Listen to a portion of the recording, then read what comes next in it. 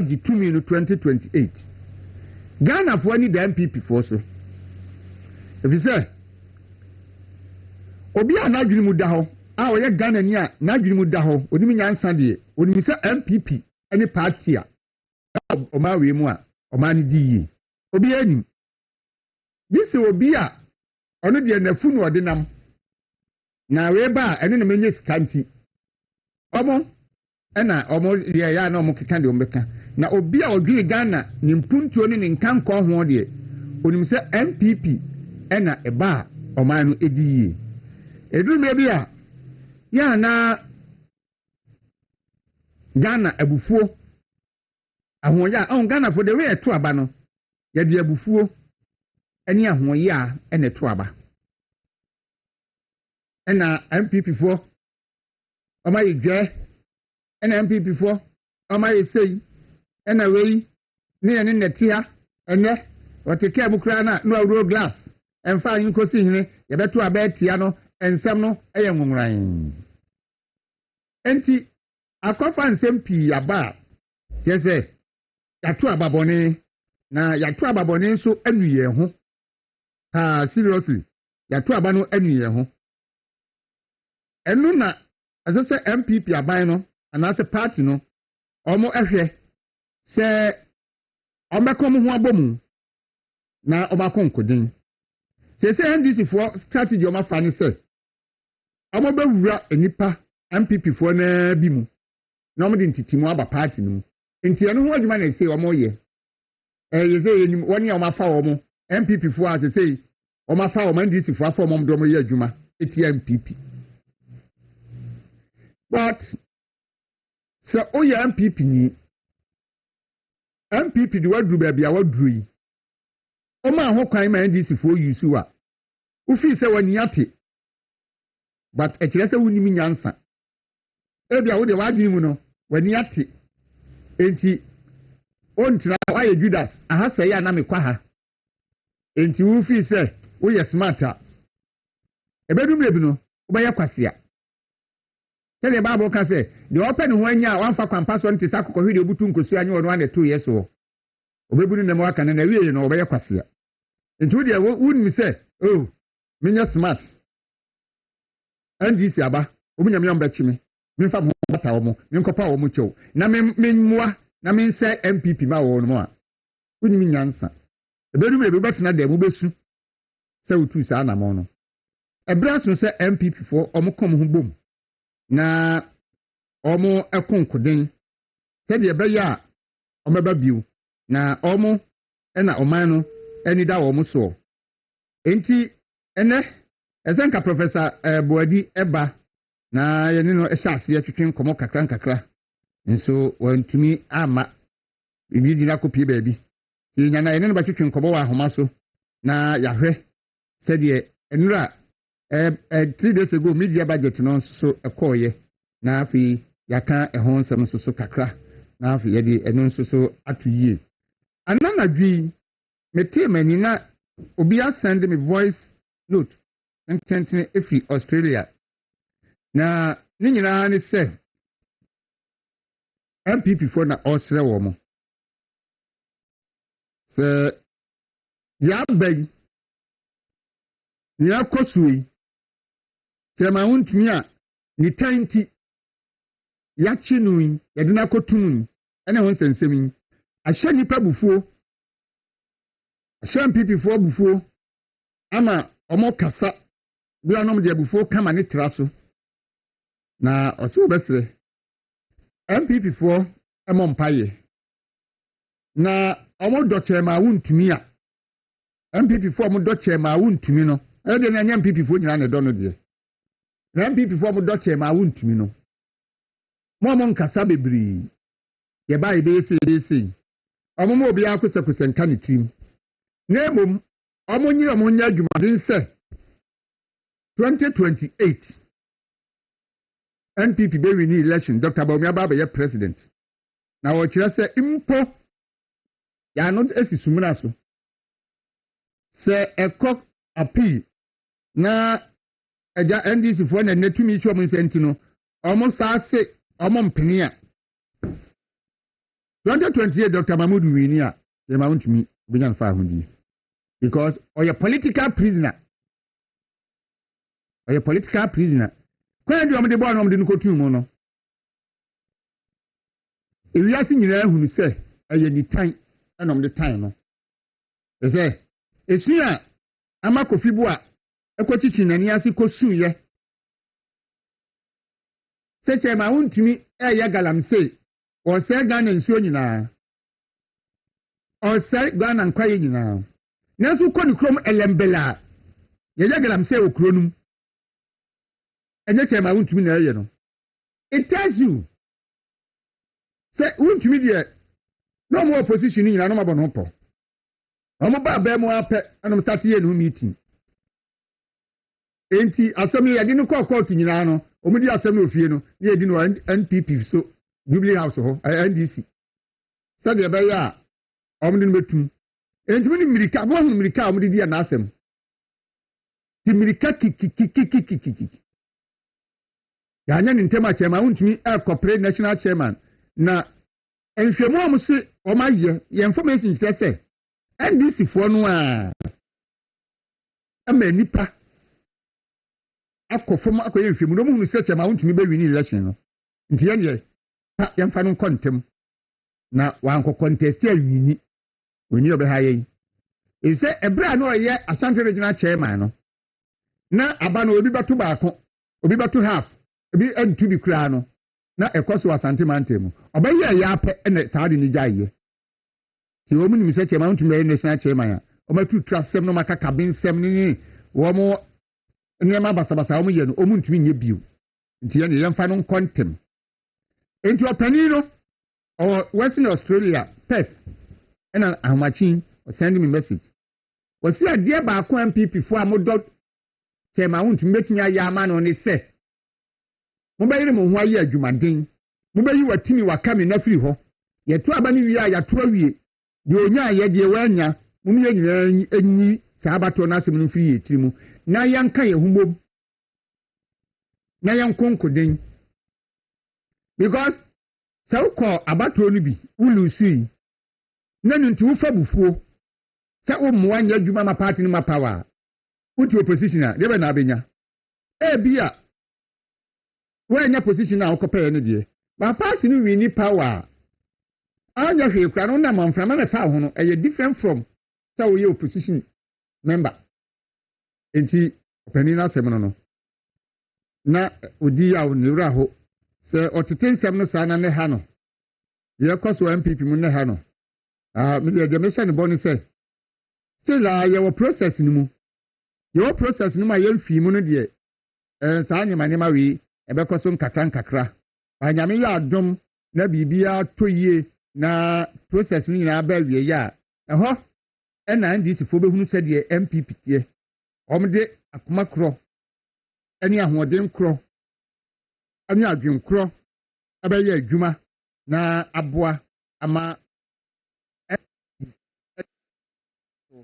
na fi omo aba mu ti MPP mo hye eno nso ensoso pa se de beye na ebre no so a ye nyina ebetimi aka abom na etimi akon akoye no misel bili wo abra na beye adwuma kakra ma me enti ye twen se enche Peter Nkama ene Auduma Hama ombeba na fi ye no mo nso atenase na yahwe se de eniyema esi ekoso ewo man Ghana mu efa enura anase nansan ne budgeta omude ko parliament media budget eni da so ben ena Ghana yewo se oman nda so ben ena Ghana yewo se oman ebra Dwamena Hama ne NDC fo ena oman wi ehye wo munsa no amamu no ekwasai wan kasa no hu ni sei hu se akwa bi de camera akosi maami bi so ye kuku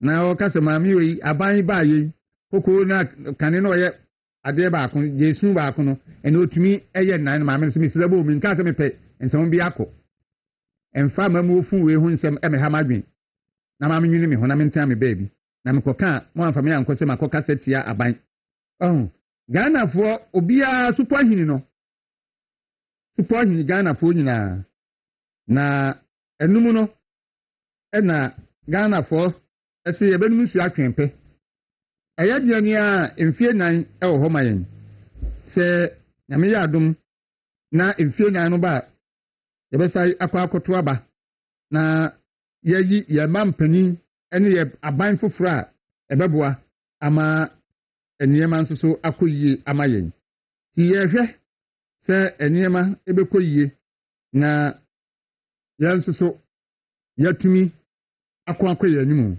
ahụ eba ensemu a ye ka kire omampanin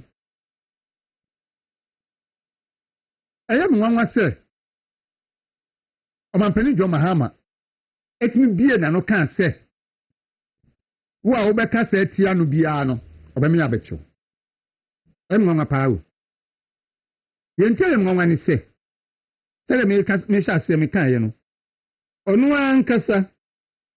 ankasa otumi kasetia omampanin na otia akunya so bra na opposition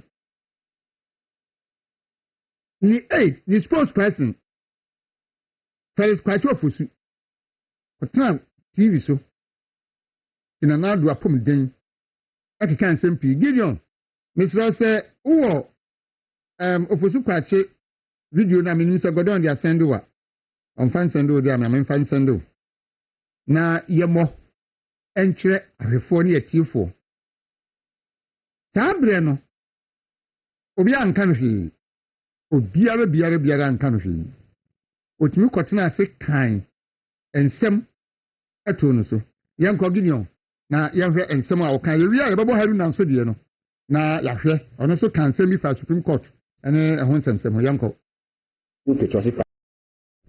is suffering from 3 serious ailments: prostate cancer, what they call acute kidney injury, and a blockage in his coronary artery.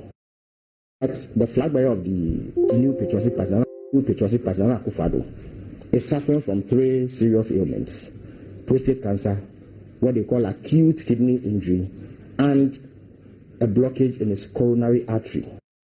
That's the flag bearer of the new patriotic party, Akufo-Addo.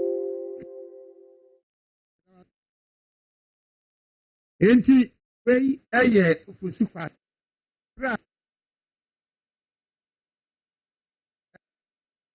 ana nado mi a manso na semua hono enye ensem papa ha ni yabe ensem bebre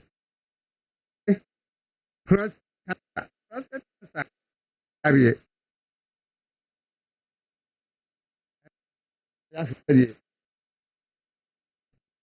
enti eno no ye Ofosu Kwachi kan ye no ade na nado be si ho e kan sema kese na me bo mpa ye se sa yare miensa no a Ofosu Kwachi bo ma Akufo-Addo no ebi be ye no ansa na owuo mimo ni dua mimo Ofosu Kwachi dua but me se me bo mpa ye se sa yare miensa no a Ofosu Kwachi kan sa ye na Akufo-Addo no ebi be ye Ofosu Kwachi na ansa na owu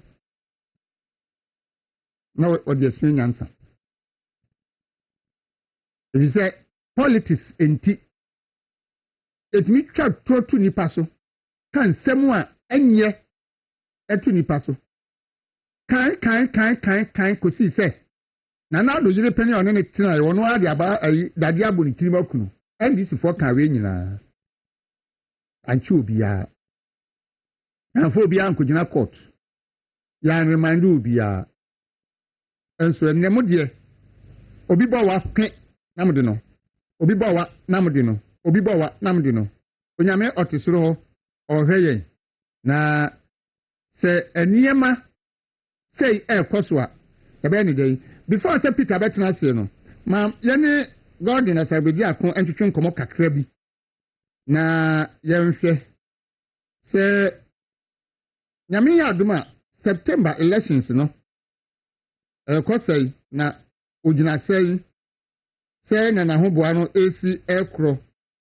na yenhwe se waboa no ho se esa no okọ ana se die ono ayi na adwin se onko bi nti ya ba kwa man so na ya ni Gordon akotwetwe enkomo kakra na ya hwese de eniema esi ekoso na campaign no se ya kwa ya nim se ya ba ya chi no ya hunu senia esi tie enti abusiafo ye twa ho kakra bi abaye ba na afi ya sai ato aso nti Gordon aba be kan nsa ye ne no etwetwe enkomo kakra.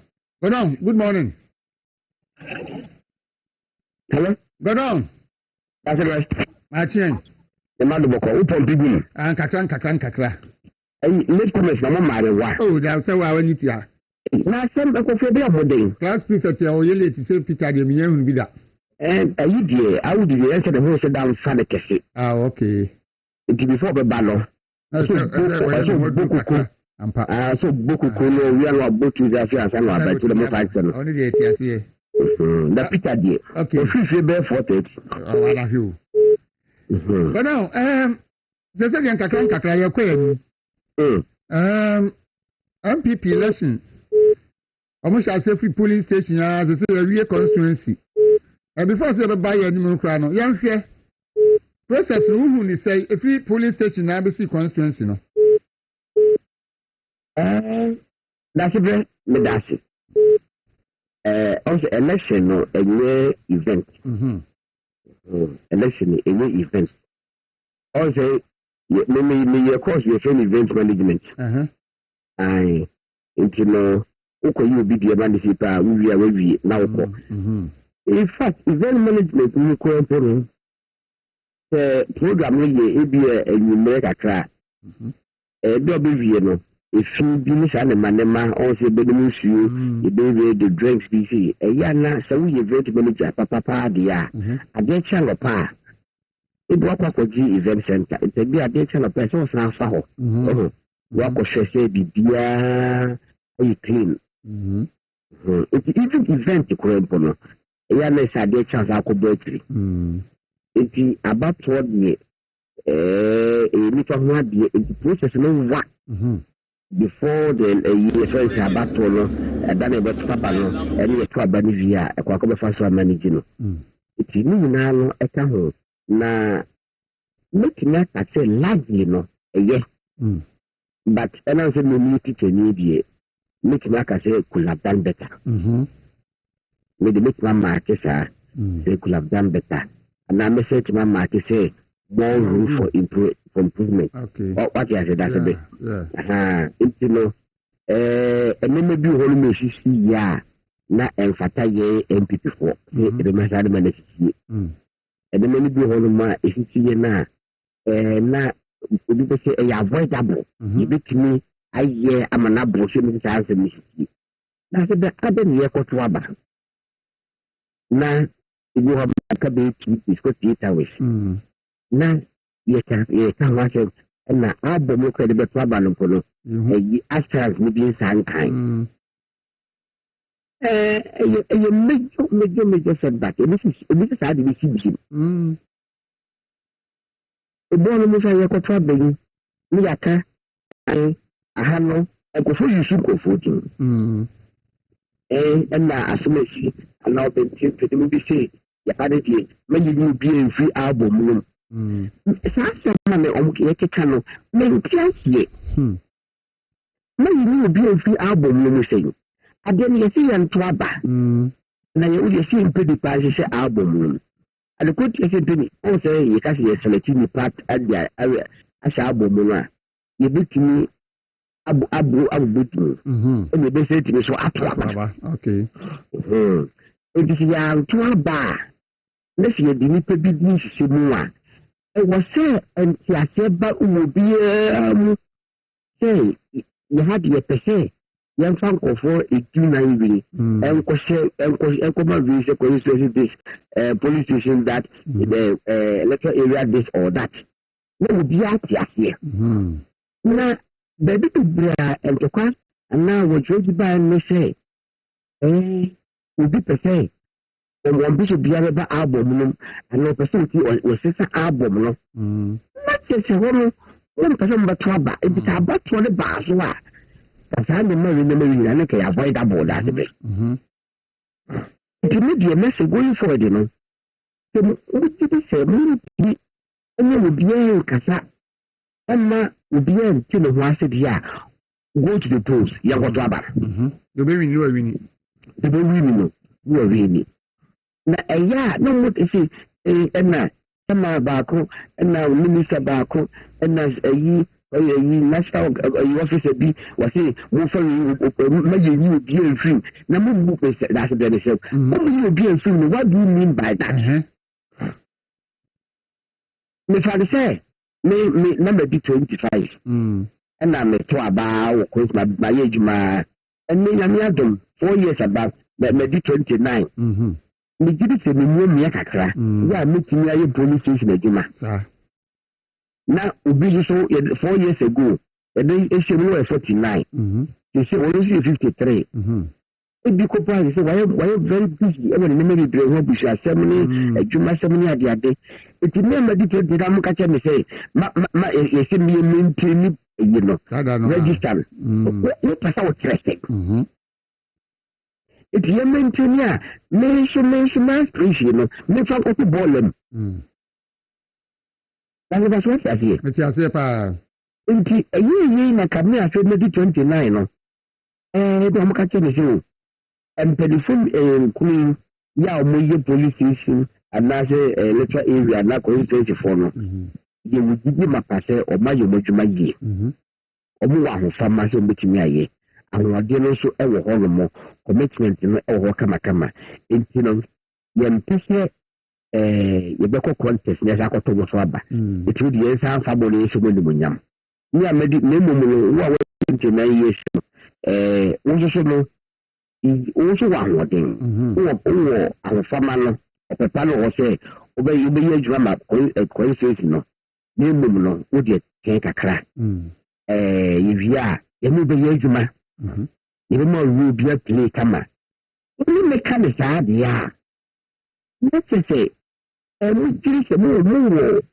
gyidi bi mu yɛno no metumi ate aseɛ na mmom no wogya me sɛ me contest na mo da se mo ko ye pese mention register ne dia na me di me mabro esa na me di na sepo aba ye me ko fa ira because it is when you cash in tremu when cash in tremu ye me ko ya na nkofo akwadi adase me ko court no Jibu shame injunction about no fire question injunction no injunction be no eye ye media film ya media film ye media film ya media film center of 4 year lobbying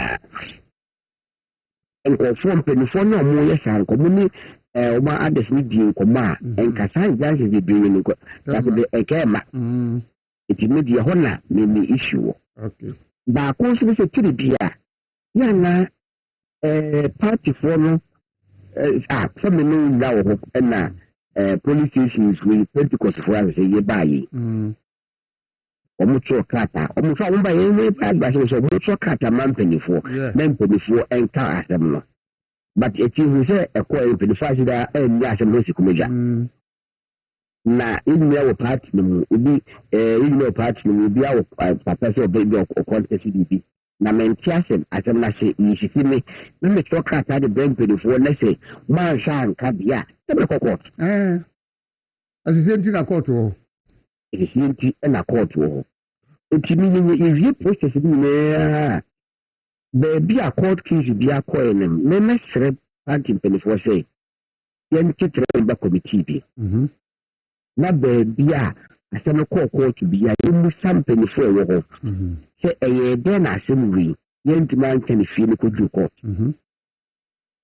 na ubia fa report mba that's the idea here say about try to na national party national election committee the election committee no they were representing a party na head office they were representing Kogi and national region we see to do so we fa report mba say eye de na ha yes album no one basem because so better no yes penimu we ne kwa ha ya wo hwa me ya album na penimu wo represent national na wo koni kasi ya kwa hwa me album so ko eba be contentious dia no there's a problem so betrim ndi na sati da no pa 7 to 10 e betrim no Interesting penfo bi sɛ wɔn sɛ ɛyɛ dɛn na baabi a wɔtɔ krataa akɔma akɔyɛ chairman anaa regional chairman anaasɛ baa national sɛ mo hwɛ asɛm wɔ nka na ɔmo ankan ɛwɔsɛ bisa penfoɔ no sɛ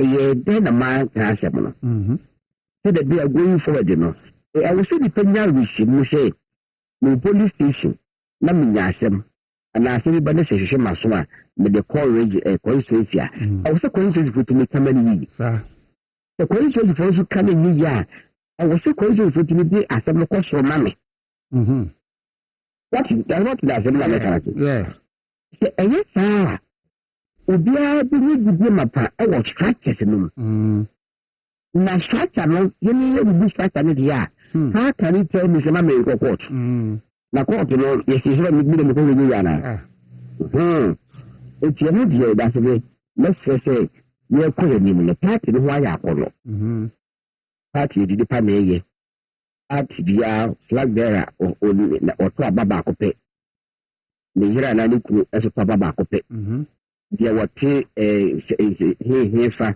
ɔtɔ aba baako pɛ watchman o security o driver ɔtɔ aba baako pɛ o mechanic ɔtɔ aba baako osi nti no mayɛ yɛnsisi nipa ɛwɔ abatoɔ mu obi pɛ sɛ ɔyɛ biribi na sɛ wompɛ sɛ wɔbɛyɛ maybe wopɛ sɛ bi a wɔnyɛ ade foforɔ a yɛnyɛ nipa ko no ne ne nkata na mmom no wọ́n sọ ọbẹ̀ máa fi àná ẹlẹ́sìn sọ ọbẹ̀ máa fi ẹlẹ́sìn adeɛ ha agye ne sɛ yɛnyina yɛwɔ kurom kurotia wɔ hɔ ɛna ɛfɛ de kɔda sɛ kurotia ne hefa sɛ kurotia ne no ano ane sɛ kurotia sɛ mmienu sɛ kurotia deɛ sɛ kuro no so a wofiri ne ɛba ne kurotia wɔ hɔ wofiri nifa ne ɛba ne kurotia wɔ hɔ nti ne mpɛ sɛ kurotia ne mmienu left and right ana mpɛ sɛ mekyerɛ nti yɛn nyinaa yɛ odinu yɛ a ɔman ne nyina ntumi bɔ afei bi ho ano sɛ anafoɔfoɔ no abɛfa anafoɔfoɔ no afei bi bɛbi ɔmo na bɔ dono no ɔmo bɔ no mfimfini a wowia no mo sa de dono no kɔ anafoɔ nipa sofoɔ no deɛ yɛnyɛ bi mbɔ yɛn nyinaa nso so no yɛyɛ entitled to dono no afei bɛ no kyerɛ sɛ one day sɛ bɛtɔ sofoɔ no sɛ anafoɔ obi akɔfa dono fa anafoɔ no de mmirika ɛba bɛtwa mu bɛtɔ so a bɛtɔ sofoɔ no ɛdɛ yi ne ha ma no de akɔ anaasɛ bi kɔ bɛgye afa mmienu wama anyɛ ankɔhyɛ wɔn dan mu a wɔmɛhwɛ ne han sɛ ɔmfa nkɔle kɔsɛ ade no yɛ bi mmɔ dada ayera na ayera wate ase yɛyɛ nipa nti yi nipa die ɛtiri bi adwene bɔne tim bɛ nipa tiri yɛyɛ nipa die ɛtiri bi adwene bɔne tim bɛ nipa tiri nti ne mɛsere biem yɛwɔ president bebree wɔ hɔ nom nipa bebree bɔ nom a party no ɔmo gye sɛ party no ɔmo ani ne yie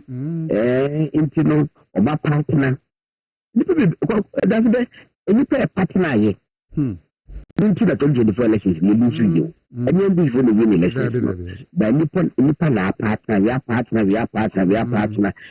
wɔn kasa ɛno nti ɛna saa deɛ no ɛyɛ nti me deɛ going forward no regional elections na I'm expected to say yɛalɛne elections kakra ɛfiri constituency ɛno nti ɛmɛ dɛ sɛ constituency elections no baabi a party mpanimfoɔ to krataa sɛ ma yɛnto aba yɛ a ebi mu kɔto aba no 50 national ɛka sɛ wotwa aba no mu no ɔmo yɛ ade yɛno no ma nipa confidence sɛ woyɛ ade a ɛnyɛ a wotia mmara no a mpanimfoɔ no ntina hɔ ɛma saa de no ma nti sɛ hɔ nam saa na mɛka no okay ɛde nyame ase nti yɛnhwɛ wo deɛ no sɛ nyame yɛ adom a aka bɛyɛ bosom mmienu anaa sɛ mpo bɛduru a sɛ nyame adom a 19 September nti yɛmfa nsɛ bosom mmienu ya okay na nneɛma ɛkɔ sɛi Daasebre me daase biem na ma menka kyerɛ MPP sɛ woyɛ adwuma ama MPP a na pɛnimu bi nto ne nsa mfrɛ pɛnimu bi amfrɛ wo na awate wonya ahwee mfiri party no mu personally a ɛma ne haw na da a ɛbɛhia sɛ partyfoɔ bɛsɛ wɔ animuonyam no Daasebre animuonyam no bɛba all right yɛti hɔ yi meba movement 4 years na ebe yi wonya nui Easter enui ama national party the national general chairman na general secretary na bibia mmerɛ yɛ mo atremada wonya Easter for the past 4 years you who be that na so Daasebre when you be a big biano when you be doing what dance say MPP4 yeah umutimi hwɛyɛn adase nso bɔ mekae baako bi obi bi ntaadeɛ ne adɔkɔdɔkɔ deɛ brɛ yɛn ɛwɔ kaaso ho baabi wɔ a ɛsɛ na akɔgye bae Mr. Martin Ofori o UK Mr. Martin Ofori o UK na mesra no wo na akɔgye na watch ka ho na mkɔgye watch ntaadeɛ drinks na deɛ mutu ka nyina ka ho o mesia me yɛ na adɔkɔdɔkɔ deɛ no o wo so na ɛsate bi that's wo na akɔgye bae yeah. In fact, we are many days we be free the day. Yes. Now we will attach to the radio. We are called what is said. Kama. We be sure kwani do on put up a party card. Wait to me send it. Wait to me freezing. And I know a friend saying, we can't back to. Now, I'm saying about Christian. So just come what you are. Your friend was for more here, can you know, you kada, now what they are back. Then a tree and a Uchiawaka, maybe. And he make it, you know. I remember who's a party for you, a senior man, the pay. It's only here, Joma party, a new day of glory, need a draft, 24 million. Nti meda party for nyinaa se and for and party for warfare and kwara Daasebre every day bia man say ugo say am meeting ni mo no ebo 50 cross minimum na yakura tinche kra so mo frɛ sa afa wa contest you that is minimum we see I was in the same year coordinator before coincidence no we prefer that you person to coincidence we ya on the Dwamena we ya frɛ that's me no the cook for you 2 weeks ago me no need over Eastern region now omo ye seminar and workshop amma newly elected coincidence communication officers me no no call ye we oda any patre ye When them, you think combo, combine with you party for no extra here. Brunebe say, and some I can usually them. Because you don't have trash a GBC. Your party communication is here the term. Yes, I can't even look at that. We are Sakra your approach, your strategy, a quack fast with combo. Kwa faso ni media for din komo kwa faso ni party for a so mon kasa mai ni din komo yes party for a so mon kasa ma party no omo de do say kitwe bi na so ni wo ko TikTok ni other places a ebi pe kasa ma party no omo ya omo yan suma wo mo do so omo ya suma wo that's the party is suma yeah o suma me.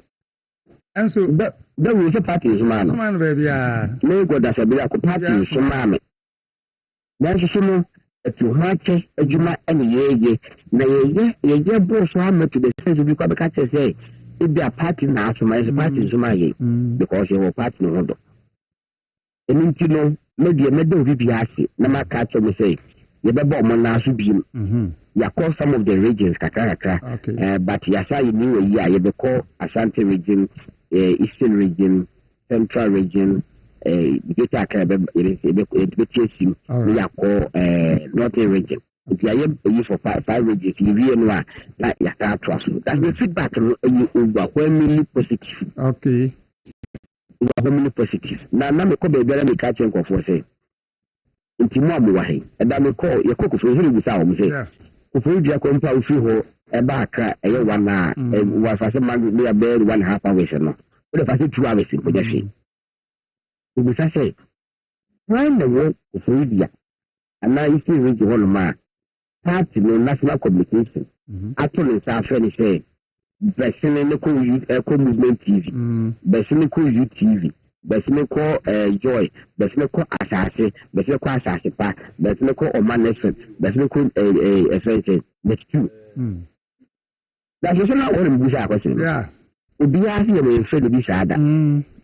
It is one bit my catcher me say, I don't know say the give say, it's a region.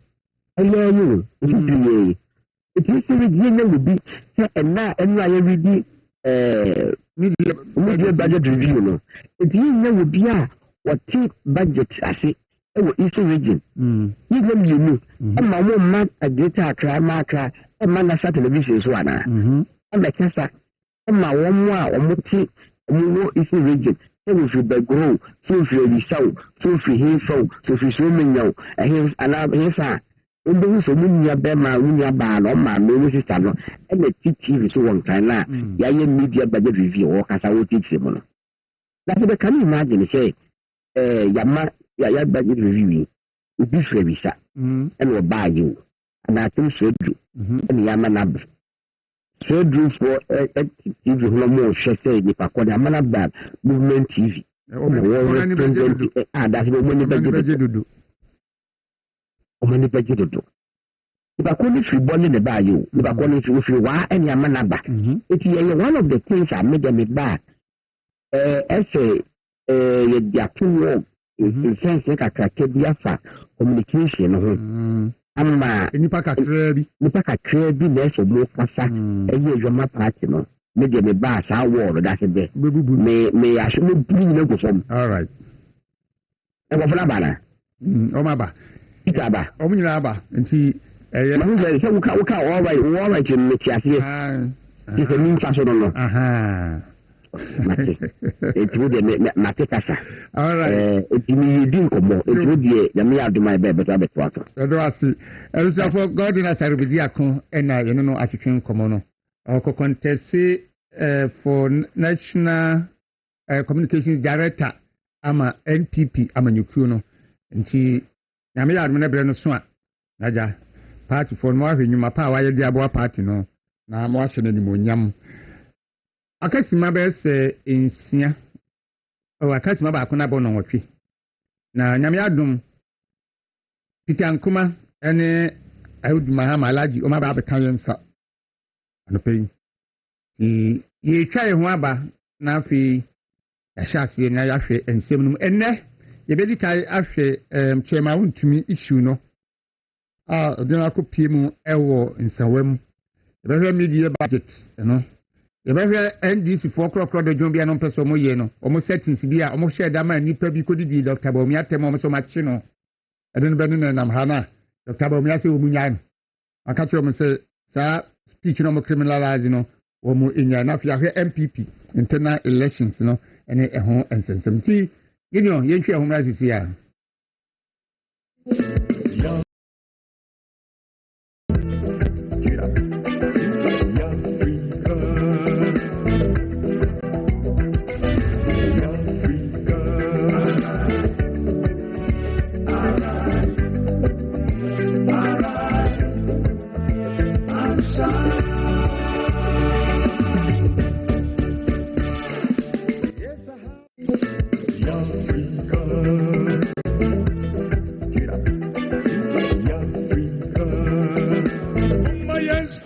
one voice. Let's ourselves and vote for Dr. Agyei Bawumia is the future of Ghana. So we are going to vote possibly for Dr. Agyei Bawumia. May God bless you all. I love you. Montumano, MPP May. Montumano, Bukurudumba. Montumano, NPP May. Chama Wuntumireko. Onuani Epe.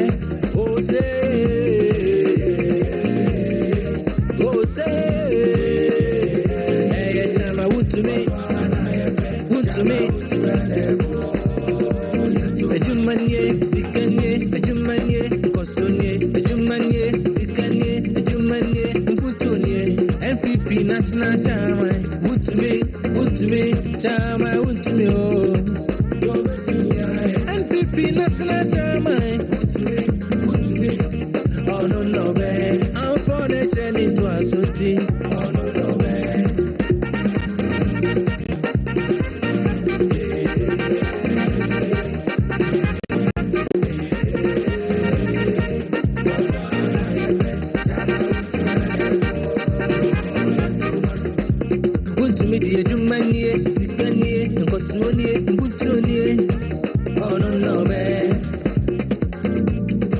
National German, want to my wood to me, no way to me.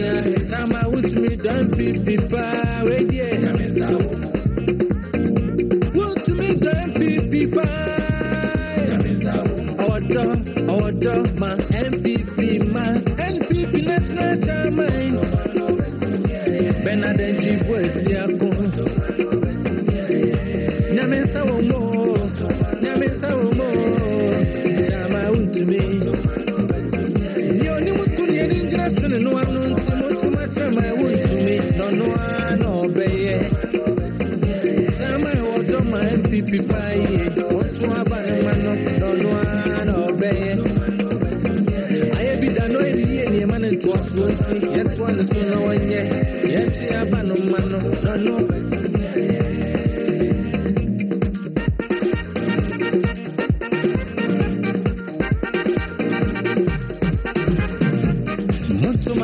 Montumano, MPP May, Montumano, Ukruduma, Montumano, NPP May, Tama went to Miracle, on one epe,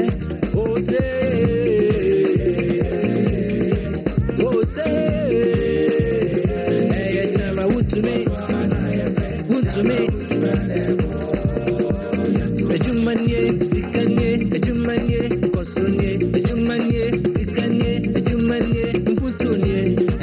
National Chama, would to me, Chama, would to me, oh. NPP National Chama, oh no, babe. I'm for the journey to a city, oh no, babe.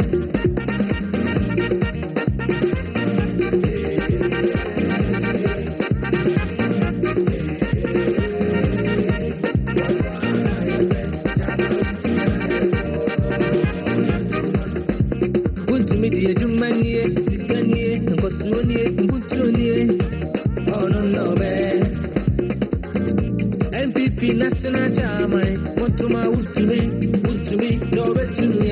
Chama wood to me, don't be far away, yeah. Want to me, don't be far.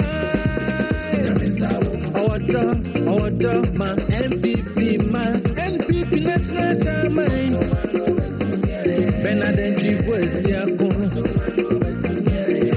Namesa more. Chama to me. You only want to be an injury, and no one knows too much of my wood to me. No one obey. Chama order my MPP pie. No one obey.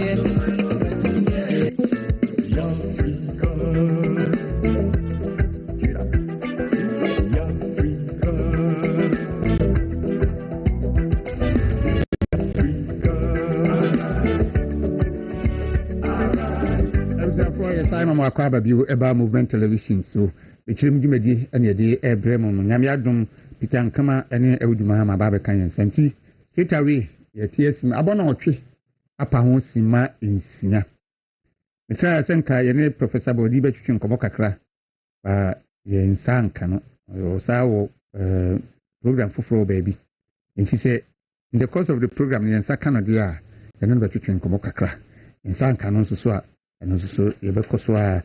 Ano pay mame and no komo kakra. Apostle Paul was signed divine healing minister was saying or embarking on a divine mandate of 100 years of prayer and fasting. Na wasinya mitu minti mfie na de matwa agu aka mfie na de okunsia da wo manimu. Na mfie na betwamako no odi ministry no aboa asa nipa bese mpem yensa yade a omugusu a enti won so se wo ha bi mu a se bra na behwe se de onyame animunyam esi ye adwuma ato ni din healing rain no busumi bia oye healing program na eno no se nya asem ketwa kra eno se enne oye bi e wo TikTok so nyame ya adwuma no mienu pepepe Ghana time na omo sha ase eni ti se opese ohundu odi hu jim bia na odi hu agim na ose adansejie no enya asem ketwa kra enifrafo ebi huna de woni a omabubu obi sori nante woni e diary password dodo na ho atowo no bebre nso abrabo asesa onyame ayo madum ama abraboboni no mo namu no eniema ayeyie ama wo enti opese obabia akwanya no ewo ho ma wo oso obi bia obabia akwanya no ewo ho oyario onyario se sebi obubu gu ho kra na ode bomodia na se abusuafo na yem yaw na won so tena sitie bi na afa ho hyem paibo no mu no se bibia beba wie no na onyame tumi nso so adadi enti apostle Paul sign se yen kancho se dwumedie na eba so ne no obia emfa no ho hyem bi se opese obi sa ho nsem bia no a numbers ni nie 0554 535 898 0554 535 898 and fra bɛkyerɛkyerɛ mu ama wo. Alright, Peter, akwaba. Yɛnua. Hona mu te san. Bɔkɔ. Yɛde Awurade ase. Mekyia wo akyia tiefo ahwɛfoɔ. Ɛnɛ deɛ yɛayɛ late paa. Oh, nyame te ase. Okay, ɛre late no yɛ bɔne. Ɛyɛ bɔne, na class is the result of the band. Okay. Tiefo nkansɛ. Okay. Na Daasebre. Bra. So I want to be. It's not what you yeah. Na me tell say. A yaro ho. Yaro ho sempa. Na me so na bote me tie bi ba. Me ba ha some time ago. I'm saying me go don na ata wo. Na me Bɛkyerɛ say. And na to my want to know about them. If you are not on penasa. I'm also when you know. I don't pen the politics into. Obiara no bia pena asem da bi enti se ne ye de ne akojina ase bibia ama yidi na asem se fa no kotunti ni ba bebre ani age na asem na wo court na ye eni esa ni godo na awo na me chere ye nye careful na asem ni ehwemu yie pa yes o microphone no asem ma papa Enra ebi ya mi o. Na me dwene hu. Kasa ha me. Ai kasa. Still. Fa ba kun ma me hwe. Ba da bi the last one no so. Na ya hwe se no so e be bo awa. Na me hwe. Emu ti sai. We dey mu ye kakra. Emu ye kakra. All right. Enti yemko 80. Yeah, some.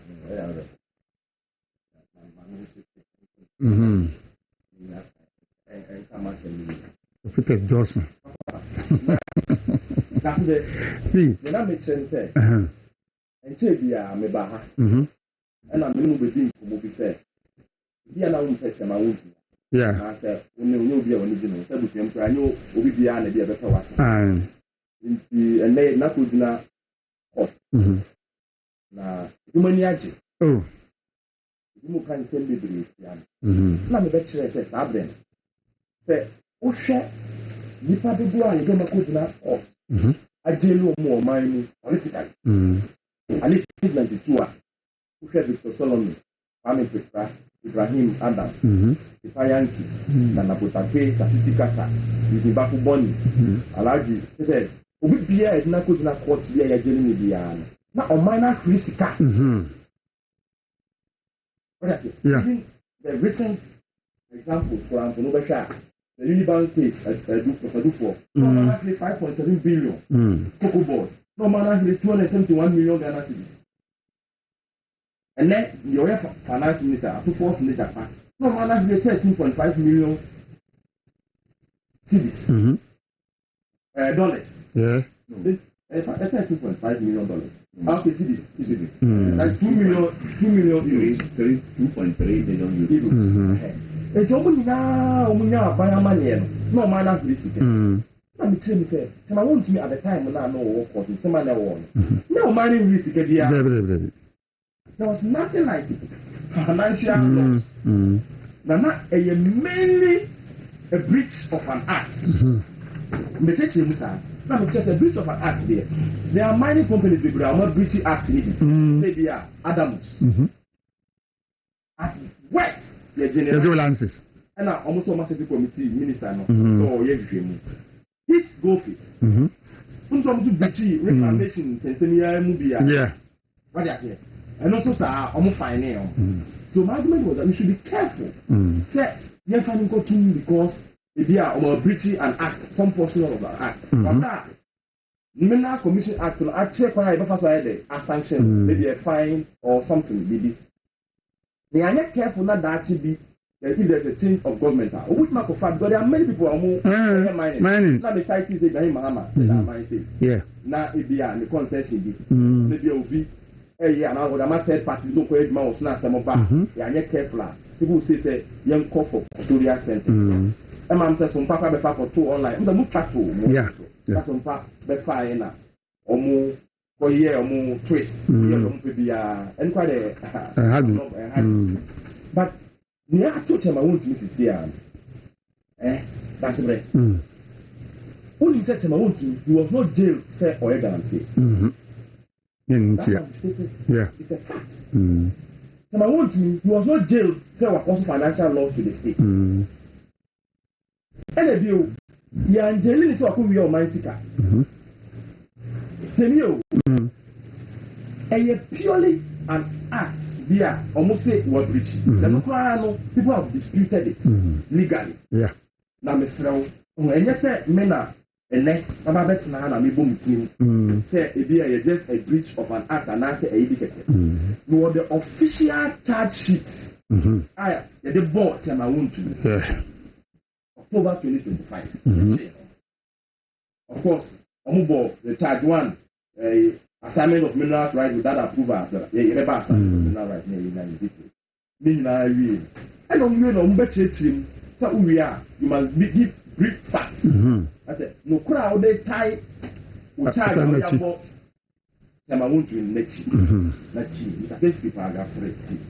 I say, as part of the Republic's fight against Galamsey, illegal mining, the Ghana police embarked on a special operation on April 16, 2025 in Samaboy area. Till at the end of the operation on April 17, 2025, the police arrested Michael Agyei, a 50-year-old native of Samaboy, and 28 others within the concession in Samaboy. During the arrest, the police retrieved Michael 8 pump action guns, single bar gun, blah blah. Upon his arrest, Michael Agyei named another Henry Okum, a 4-year-old native of Kobo Odumase, as his employer, who assigned him to supervise the mining activities on the concession. Further, Michael Agyei stated that he and his fellow employees, as part of the mining activities on the concession, undertook land reclamation on parts of the concession that has been devastated whilst mining on mined portions of the land. Henry Okum was subsequently arrested and cautioned. Now, during interrogation, Henry Okum told the police investigators under caution that sometime in September 2024, September 2024, he approached and sought permission from A1, that is Chemawuntu, to undertake mining operations within the concession, which he, the Okum, believed belonged to Chemawuntu, that is in Samaboy. Investigations have established that A1, that is Chemawuntu, did agree to his proposal and gave Henry Okum permission to carry on mining operations within the concession. Further investigations have established that Chemawuntu allowed Henry Okum to carry out mining activities within A3 concession without seeking or obtaining the legally mandated approval from the minister, even though he had rights to the concession. On this fact, A1 was charged at the police CID headquarters on Monday, October 6, 2025. And I attended a sign. Part of this portion, Yamaka in Italy. And if a woman said, Tema won't be said, you what did you be acting? You know, baby. The part of him found the woman Tema won't be said, you what J. Aquine so Pacoye goes for that one yet. In baby. But I find that Tema want to mean himself was at summer boy, our Galanty, I could 2 landing in our saying. Baby. But you better charge the born in Chester, of course, saying. Saying, Syria. No, the woman said, only concession or walk a home. So that will be the who said, or for so for ye, a do also reclamation. Not only a call concert, as you knew my course there, you mean one. And at any person, I come another person when I put two so. So there's something even illegal. The concession is a legal concession. And I'm a yeah. So, and then, so we see a month for 1 month. Now, almost in fact, I'm going to go to. And I'm saying, Wakoye, what did you pay for? What did you pay the Mama? What go away you go? Wakoye acquire 1 year, what you acquire 1 year, and then your man. How can you come to us? Let me say you. Not only in the Quran, only in the you see, and then the answer I want to know. Now, you I'm a few more minutes, I boom up and take fire, or rat can actually.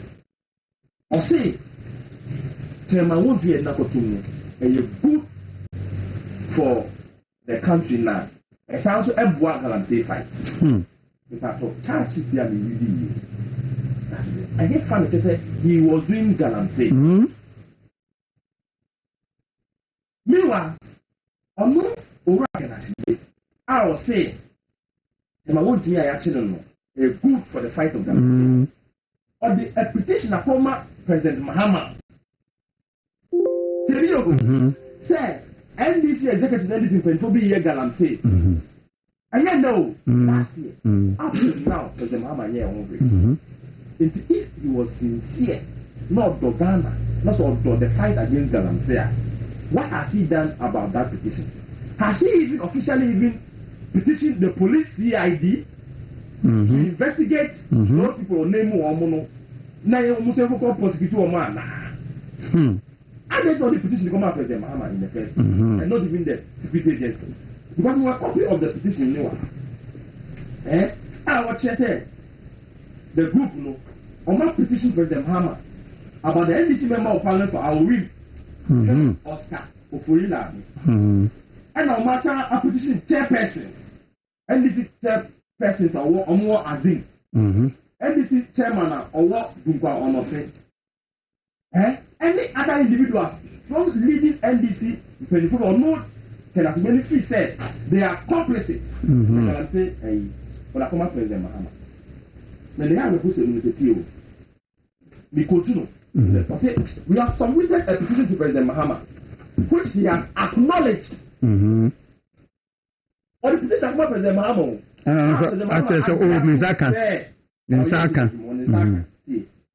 New report also indicates that the NDC Consulting Chairman of Azim Dunkwa are actively involved in galamsey. Still, we demand immediate investigation into these cases by the police and national security, with full transparency and no political interference. Oh, last year. This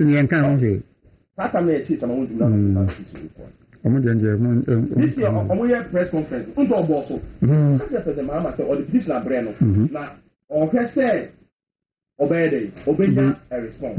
But I say, we are not calling for a nationwide state of emergency, not about the listeners emergency, but the Constitution allows for a state of emergency in specific parts of the country.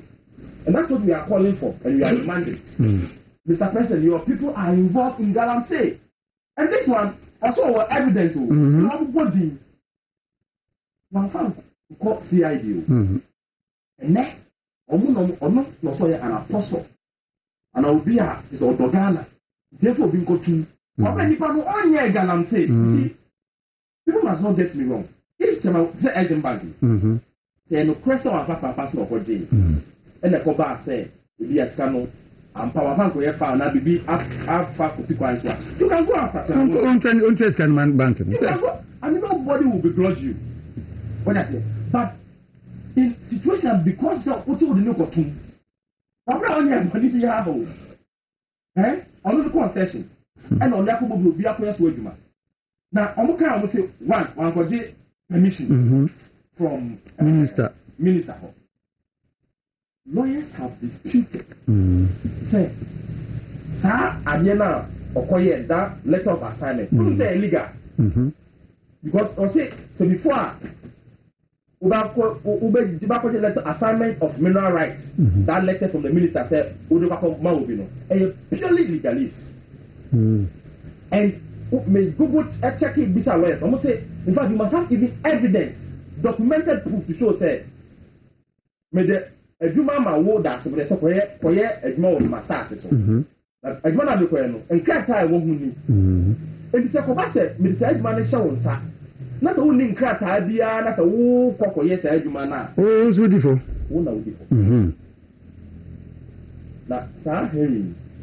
But oba court. We have documentation that says indeed Tema won't me ka say onkoye se ejuma na. Onkoye reclamation no san konko to mine san. I see ewura. Kata Assembly so. You see, and Chairman won't me disputed that. I heard people say, oh, Chairman, okay, no. Yes, some of the things that me feel the lawyer no could have done better. But Chairman won't me disputed the one said onkoye ejuma was asking. Tell you, if you say the assassin on that Chairman won't me answer say assassin one more by. Go and check the court record, read the judgment. Chama want me reported people who were encroaching on the concession. Emma, the Regional Security Council. Obekaya, Uka proceedings. In fact, Kabna Ochidako, at the time, no head of Regional Security, but testify court said, Chama want me reported, and they even arrested people. And this arrest, and they said, Chama will be them. These are verifiable facts. And the question. Confessional binding match ma won't you know. Or my quite say, Obi Mko this way man, or I call report to our security agencies. Nah. In this case, the fact remains that he reported to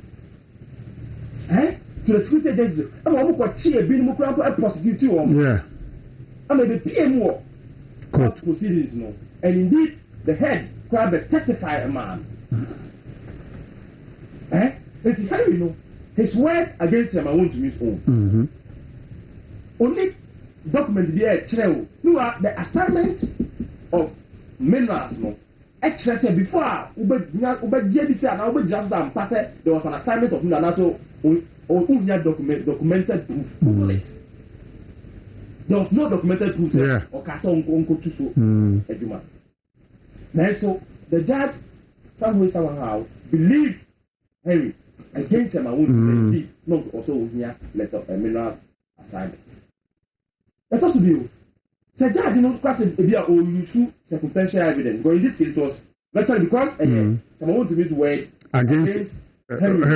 It was purely on the basis of circumstantial evidence. But I look also, lawyers are my say, before I put my use circumstantial evidence against an accused, the testimony must be from the accused and not a third party. That is, and when I say, before I put my use circumstantial evidence to incriminate Obino, it must be about the person himself making or the comment in the Wakita. And I will tell you, and I answer. Then you'll be there. The trade you can, we are kind, any dear. Let's have several saying it here. And then you will be back kind. You will be back kind because any day, I look a whole kind of marriage, but as somebody will be some, and you read. And people can just Google about this. How in Ghana, how do we use circumstantial evidence against an accused? People will give it to you, say no. When the person involved, after someone else, someone a dance anywhere, he a come here dance here. So in this case, the judge chose to use a third party's account Of course, nobody bata chama wo dia original so buan ekumfo. Buan for man kumfo. Na ye jelu 20 years now. Buan kumfo buan for. Say yem kokunu. No, obi na ko ye say. Abasa strong. Ye yizo. Beba na metuminti. You are seeking to take Obini freedom.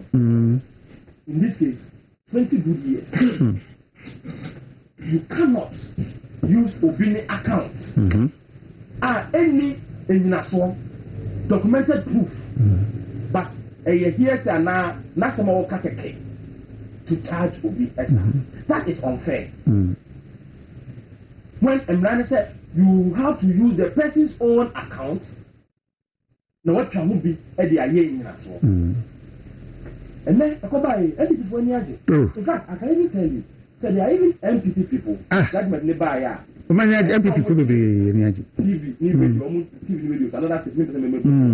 I know more bombs. So many Agyei. What we are share some years soon. They don't even know why Chama wants me. 11 years. You can't walk a Saturday and or Cassa, Lodina, say, Mahama, you see, you gold and come kind of air before they say, oh, you good. Now, was that part of the proceeding in court? Found it. And then you need what Mikaya, you wouldn't be able to say, I go into the money. What do you do? After an hour, ABCDC. If I go to Mana. And then. It's about my own team. You never got to. Now, the last one that I like about me. What is that before? On my judgment, not end before I could jubilate Abo, yes, neither. Oh, yeah. Yeah. The Baham the kind said, right, that's a swim file. I could show you good in favor. But if an Aston said, or a gentleman. In fact, me have a bomb man who has uncle a parliament. I would have a power. I hope I say more. But every year, said, you know, you are looking from social media and send me all year. I mean, he said, it takes a lot from him. Because I have been social media, so they already agree. And the whole, a lot from that. The whole affable. Of course, the accused persons in the case of Republic vs. Chema and Kibos Yako and two others. Called their fifth and last witness today. The witness was discharged from the witness box a while ago. That brought the entire trial to an end. The judge has scheduled July 10th. That is the earlier judge for that. Bɛkyerɛ NDC4. Sabili kwa na mze a family unimno. Someone tell Chama want me to make sure that from today he will release every day because from about 12 years there, you know, will get something. Ni ama amatefio.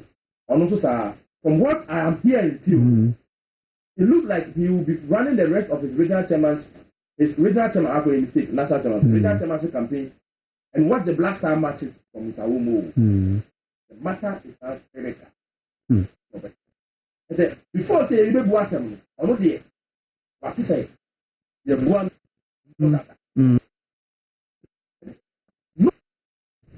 but away and yet causing fear and false publication. Why is Signal and the national why are they not going after them? Because of this food here. Simple. Once we will get no less than 15 years jail sentence.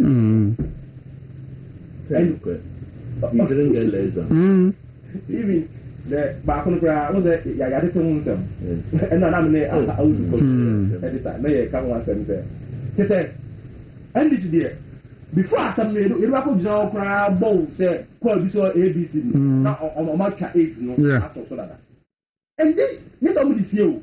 They put it on social media and once we must go to jail by all means. Why? Once we is going to jail.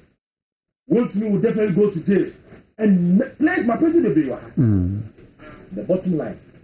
And then it's about Temawuntu. Say, even the act of reclamation, you know, people have disputed, say, the age bracket between the 15 and 25, you know, it doesn't even affect it. And now, it is when Nipan is involved in illegal, promotion, facilitation, but I want to facilitate an illegal business in concession is one. So obviously I say chairman cast on the claim land we know. And also uncle to we know on family. No what to be that concession. I say and I'm so concession. Mr. Kwasai Hano. Nan fa say and one get the concession is it legal concession or illegal concession? Illegal. Legal. It's all for man in war. Legal concession. And also say because I will pay a man of sense in a fashion. In any case, that might be or not. The charge from Cochino with 23 others. Where are they? Michael they became a prosecution. No, the Henry guy became the prosecuting witness. Henry Cool. Henry Cool is the same. No, but Michael, and the 28, you know, they said they are still being prosecuted. No. Oh, check. They are not being prosecuted. And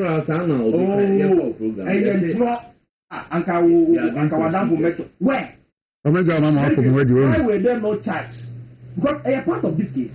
Michael Nodia, he was one of the prosecution with and I'm saying the 23 others now for 23 now concession. And then I think we should ask that. Why were they not and 28 others from their own charge sheet? Why were they not charged? And because if truly if it is illegal, they are actually doing illegal business. It's what you call for paying. Now, from Kitchen or was seen in the act, what guy they say or no uncle. That doesn't make sense. And so, do I only P? Now, I would do so, Emremu. Now, very cacao. Yes, my main chair, I shall phone. All right. Dear phone, now, Facebook. Any look, as some way, and yes, I don't want to make incarceration. And yes, incarcerating because a bandway person fighting for a pure targeting. Saying a bandway in opposition, so by Kinkina Kianiki, Omei Tokonu as Chief Justice.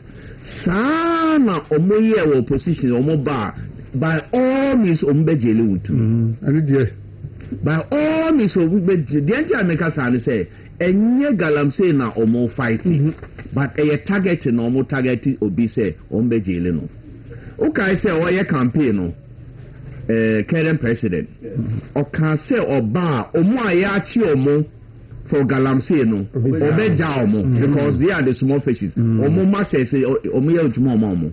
Nipa na omo say nsuo. Almost say forest. Watch your Maya jail mono. Or by also be your motive. Not what target being. Being for no are they on the site?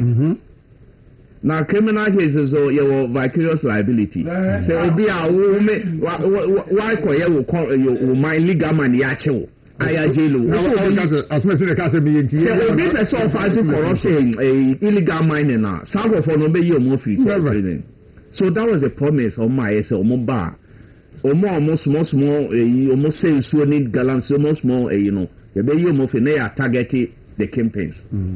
Campaign, me to my mind, campaign or more one of the campaigns now. And MP before no more, no, or more serious, no. They should all be careful. Campaign no more target to Naya Chamauntu. Look, me, I won't go into law, and too much. Peter. Mamma and Fatum. Yeah. When I will tell to say who's a wooden scassa. And I will atol Lexus Land Cruiser. And I'm a semi call Lambusi. And I will entitlement to be beer with your Land Cruiser. This layman's understanding. Who are license. Who car no documents in our. And I'm a bed your car. Me need license. I think I say me or license. They see, I will read why I'm giving this. They say I say me or license. What English say no need license. Me what license. And I mean call Lambusi. Yami pengu ana boni bi eyi abana makwa konya accident. Unfortunately na obiewu. Me am cause accident on the scene na maku obi no. The state decides on charge me. me na me call me ko yi on charge me but wo de o car e ma me no wo say esanka me koji approval from DVLA say you can't kasa na me DVLA is in charge of it nanka wo koji to me e wo DVLA say wo person o di me car o car e ma me nanka wo ye ne sanka anka ye in charge o but me and me call so the real crime no me dey Agyei me esa you see me etia Peter wo papa me amaya ma wo no why am me no ye you see me esa ka se etia wo we enye target na deben if really you want to fight Galamsey nipa na wo chie no on Galamsey site wo say obi concession and there is record say wa report say ebinom wo ne concession so e say no ya chi omo pen and the former minister came to testify say sampa wa report we and na chi omo and this is somebody who if you think so person or Galamsey or say no obekwa report all these evidence facts were before court but almost say no almost say even the deputy attorney general Mamadamfo or say if they had not turned the people into prosecution they will not have evidence against Wontumi. Are you getting the drift? Until omu use criminals no suspects, let me say suspects, sorry. Omu use suspects, no in the one time crowd no we accused because they were charged. Later may turn omu into the accused persons no more charged initially no. They then turn them into prosecution witnesses against Chairman Wontumi. You see, Oma target Wontumi, Oma Agyei no. Now, Peter, let's look at Neme Ekoso. Guy no, Nkum no. In call will testify say, and then no Marty said, Okum. First name then Henry Okum. Only say omo rumor omo kasa bebre say na only license mining license. Because when you mine license we acquire mining we want to make concession no and no part of the illegality. But look at what happened in court. Just a minute.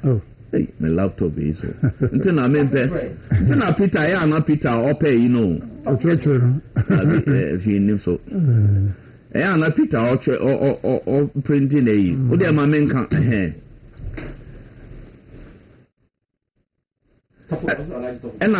Peter nti omo bisa ne say our valid license ana and also minor license how long has he gotten did he get has been holding the mining license and also 7 years in it Nepal okuno also a minor license. So if he has a minor license or mining will be concession one. So say on the workers minor who should be responsible? Because we see with a consignment no as a concession Wontumi you have left the people actually doing the so-called Galamsey on the side of the hook. Now we targeting na 11. No, baby. Maybe no obi call program also they are being prosecuted. But I was asking say court bang. Is it in Accra or Kumasi? And I enter Omonka. Is it in Kumasi or in Accra? Because Wontumi dey the Accra. Some of us say Western region. Say about the Accra. Let me be sad. But I have issues. Upon raising all these things, I also had issues with Nemekano, a legal team of Wontumi. Me court when this case started. I have not seen a criminal case, at least in this Second Republic. Peter, who say I see Chairman Wontumi? October. Do you know the case itself started this year? The trial. The trial of this case started this year. Month ben a woman. 7th month. And yes, sir. Oh, me who criminal case I travel with the speed of light like this case. Yes. Who criminal cases I travel in the court for more than 8 years, 5 years, 6 years. But with the speed of light, but I blame the legal team. Because never be me send a mekaya. If you're a lawyer, I've been me started as a court reporter. And say me court and so. Never be state need the bar. If you are legal defense counsel, you don't stop the people, the things getting into the witness a year. They will use it against your client. And I think that there was great disservice to me from his legal team. Me baha, mama ya me kasa won't you. Me baha, I didn't say it directly. I said won't to me means chairman to me means good representation in court. Peter, okay. How many times did I say this? Me say chairman to me need a good representation court. I didn't want to say good lawyers or good defense representation because it's part of the legal process. But make I say chairman to me to say to you yeah. At the end of it all, case in the same year, you know, some a judgment law the lawyer so wa case. Case also wa jai. E ba ne sign. Na ye jailing to me that very day jailing to me I didn't cooperate. You know, I also want to me a friend say on file appeal. No, I'm crash some tears as a man. When you send any woman, you will be out of Nansan Bene womb. What's the case in Usuaja? Look, sometimes I am no Jania Mabi Manu, a bufu, Meme Yakodao. Yes, of course. Scanner Minibi. Look. And your question say, who are your case? I'm a lawyer, be about lawyer handling the thing. While filing process, the court is decided say, process won't find your juma. Because it raise constitutional issues. Lawyer now getting so watch on the judgment that. Into what my ruling now say the other year no why obey you appeal no why. Baby obey Kobia no why. That was this instance of the court. Now if you case so me pass second person will take this no one can file it. Only so one say you or class attach and say they file appeal. Wow. After class indicated this why would the indecent haste no can say won't to me or president or friend so on can file appeal no. Idea or come say idea say what can say why so no or the form one for my case now why you wait for me I feel now look so now that case is in the this thing started from the beginning. Okay, I say Yoko Chino or Momano onerous bail terms. Bail conditions. And the yere go home Gary Nimaku. So whilst we are fighting for bail at Yoko, go to the court and fight for violation of the court. Only say on Nimaku on air. Say 1 penny. And to make it more offensive and annoying. Or can say state and your body be a man bail command meeting. What kind of nonsense is this? Your clients were custody, Yoko custody. Oh, mama on North bail terms on TV meeting. Instead of you to rush and go to court and write the bail condition, you were shopping for documents to bail your client. Once he was in cells. What lawyer does this? Which lawyer does this? Say your interest is to get people to come and bail him, to get documents to come and bail him. But you yourself will not go to court to buy the onerous bail conditions. Which lawyer does this? And the bail condition, who say will be asking message say 500 cedi and if you are with the car and I say yes say 1 year. And you say what cause financial loss.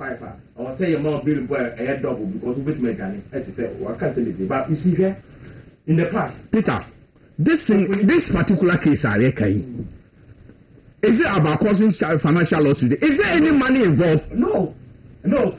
Is there no money involved? So why will you give so onerous a compare condition? That's kind of cry, say Peter. Microphone still a man for complaining. It's a natural Sabaha. And the Abraham, no camera and fancy as well. I never hear me. If you say, I had a million.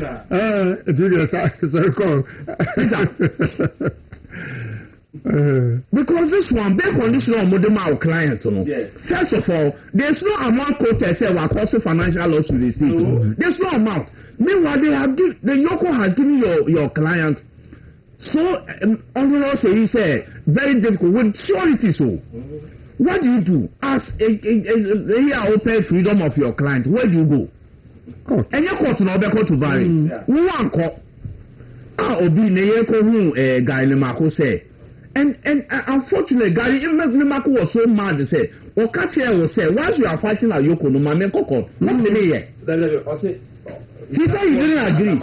He doesn't want to be undermined. What kind of now you are interested or you be undermined, but you are interested in your client being incarcerated. Now also about say he's also undermined that. Or is he not? I am questioning. Say Omo visit chairman no. Chairman should be very clear to say ono na ma instructions for way and the appeal could be to file a appeal no. If it is true say ono na ma and the appeal could be so onko file your friend say appeal man and the chairman wutimi asa me make how we asibio me because I don't believe say obi awa abandon at the last minute say case no Agyei. How come say chairman wutimi friend say onko file appeal man now we did lawyer attach say case no handle along especially when he has come out say he has even identified about 20 flaws are obetimi ajusu. But the point is that even you see lawyers now came or no, did he even consult Atachi by coming out to say he was going to no, first one I say I understand. You see what there are issues, but issues you know I say one Agyei one Agyei ma attach because also a case no Agyei it is not appeal there or best album one Agyei case no we new cross a court no cross the man cross me appeal now because so one now so a case no Agyei so what trauma you see another thing no sir you see people got the different different thing only say was only ono baby a obey bia who can say me say open say the state did not do anything with the bail you know ono na nya omo anya bail conditions and for bail yeah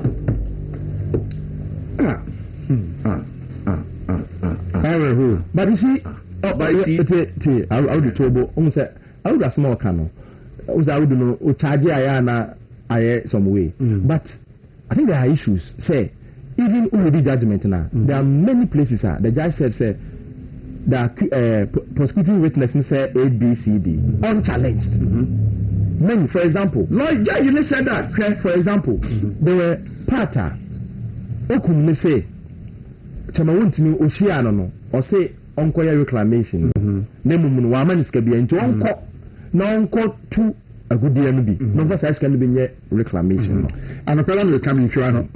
Obi enu ordinary assassin ma obi so nko dua bibi mi encha oba nsika so mfa nkoye ye papa no ye kuafo ukoje obi assassin koye ye mi encha assassin no dia ma wo na akopo osika na ade bedua eni so di assassin ma so kodua ko be mi encha on ma nsika se fa kodua na ka to se koye garam se na fa beye na fa tia na so wati yanensa ntisa ono na concept no ukotu no afa ukotu bia na wafa but you see all these questions are always in the judgment the legal team failed to challenge and to put him to a straight proof say asem say yawo kano indeed esiana na wonya so ne say unchallenged so it's a bit of a challenge kakra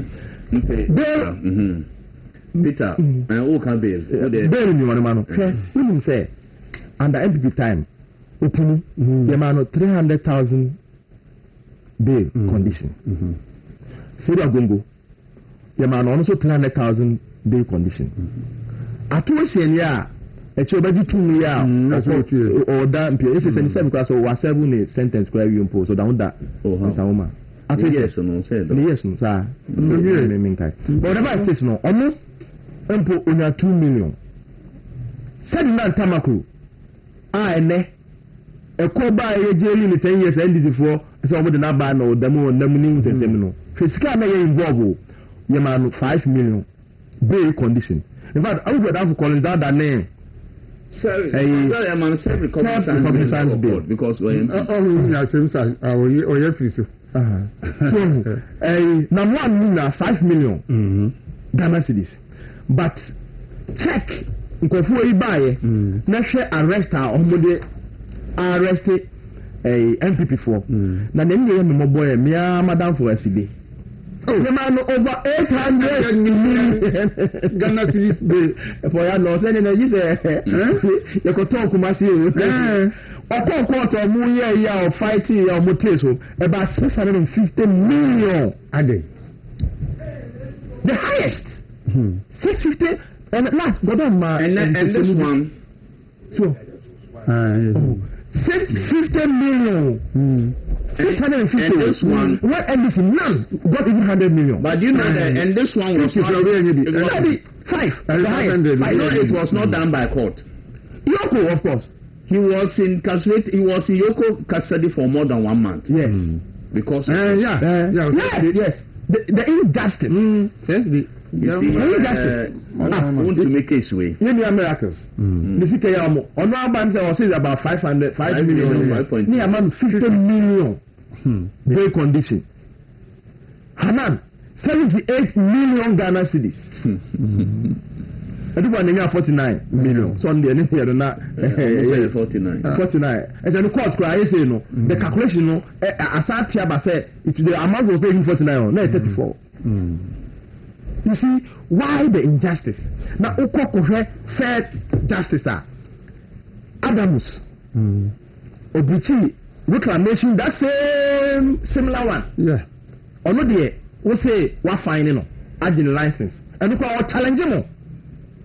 Say man for the due process. His office. The same why are they not in court? Why are you not seeking to jail them too? Peter. Alaska. To one in the afternoon. Chairman, I think chairman's new legal team, not the old one. The new legal team wants to start the process. We start to take criminal lawyers out to say lawyer boy. They have found a lot of loopholes in the judgment of the court, and even the conduct of Untumi's lawyers. There were a lot of loopholes. Lawyer Samuel Atachian betime yusu for appeal. But you see, I hope and pray that processes will be a better to the extent say a better fair to Untumi. Yeah. Because if we have this mindset, I hope the legal this system will not be fixated to say that once our executive say Untumi proceed whether Untumi legal team the evidence bar to take him out of prison, whether it is good for Untumi to be out of prison or not, whether it is good or not, we are bent on keeping in prison. The American say to conclude. We are saying, yes, we are a year. We are Bonia. Ethiopia. One day, one year, Bonia will be there, Tiaono, and that's on the Oya Tiaobi. Until we are saying, Untumi, may I always say what I told Justice Tukono said, even if the system doesn't give justice, Nyankopon be man justice. If this system doesn't give Chairman Untumi justice, Nyankopon be man Chairman Untumi justice. The idea made the better case we no. Okay, Alaji,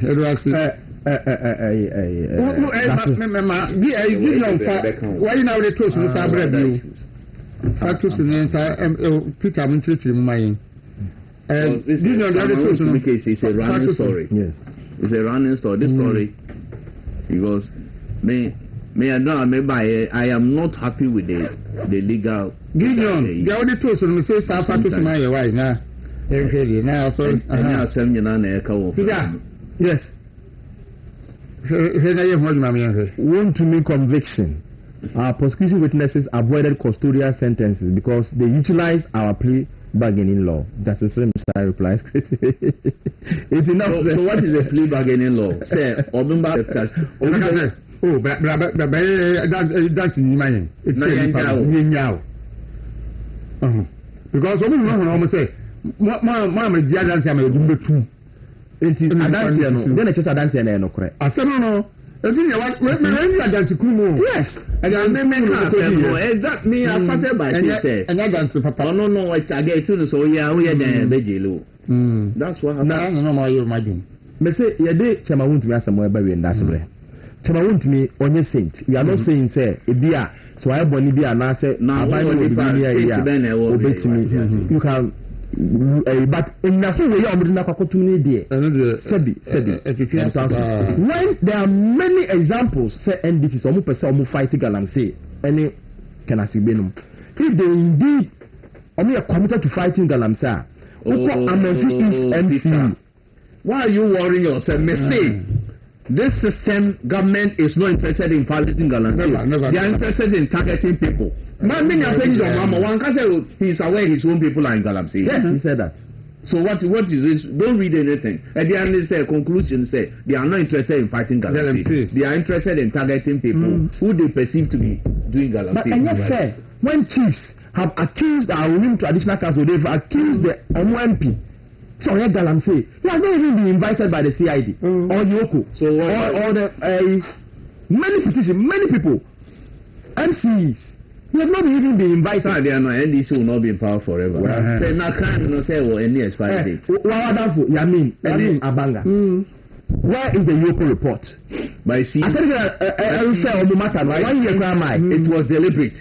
If Yamin Abanga to go to like this, they will question the jurisdiction of authority of Yoko. Yes, I agree. But the point say Yoko is not.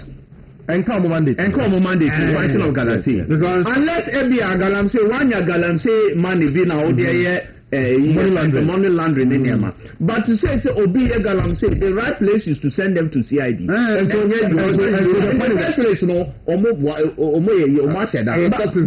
Yoko should issue a because say because only can allow or refer to Yoko doesn't he know only so asheda and but what kind of attorney general letter now to come Yoko now was it credible evidence to say these two are involved in illegal mining credible and I know from my CID now to come Yoko over a year now as attorney general 15th July 2025.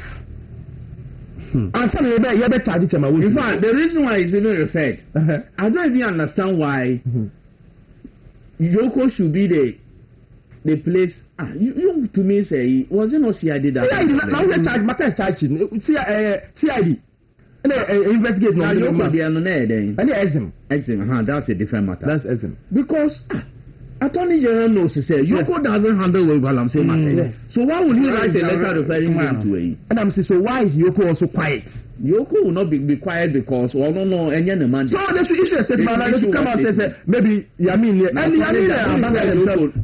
Yoko know all of them are under Attorney General. Now would you think that Attorney General doesn't know?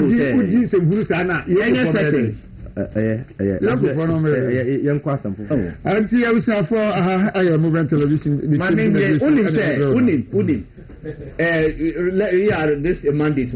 Only say Chi only say Chi Gordon. Yes. OSP. Yeah. Say misinformation any name. Me koya no more mission reception hall. Yeah. You know, investigator now interrogating a Gordon. No. Only now I'm reading your movement was where? No, where in your mandate does it include misinformation that you should arrest somebody for misinformation? Where? Maybe I didn't know maybe I call interrogate me because I asked them where is your mandate? You OSP. Your mandate is clearly stated. Say. Corruption related offenses. Misinformation can secrets no. Just say, woman Ghana, and I say, yen run to no more women run side and run to see.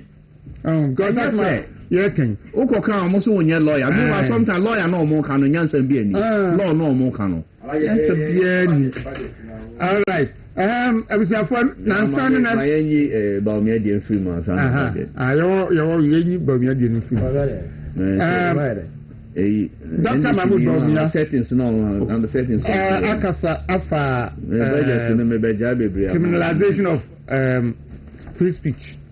Any the nano wamokoye so makochira branti bi omama branti bi kojina be bi camera sini so didi ba omuya te omuchire no bae no Dr. Baumia kasa fa ho o si omunya nipa no me na em nwa se so bi didi matem na me report to my police for ma kochi nipa kro want be that me o didi matem no me report o police ni o ti be bi ase wa kochi nipa no enti Dr. Baumia e so omunya nipa no onye interested because about him di am on this for more di bia bre nye ne na mo be no asa kasa se sa obi kasa na aban ya tweno no eno nso so aban no hwe na onyai yemfasa nchichiriman bi yankwai oh ene dey say na onye ya meme sa onye Peter no e na adwe say obeka budget ono siska sem na ni me niska budget o muri dey emphasize bi am me oh discover e bi kura en so en sisi so look me on only say NDC no more person or more use Baumia for equalization. Yes. One thing arrest no more TikTokers so people affiliated to MPP. Omar Sibebre nanko omu use say NDC organizer, branch organizer. Or say Agona on. And Agona West. Say omu be use no for equalization so that so I can say Omar arrested people unlawfully. MPP for no mark I say so we arrested an NDC person for insulting Dr. Baumia. When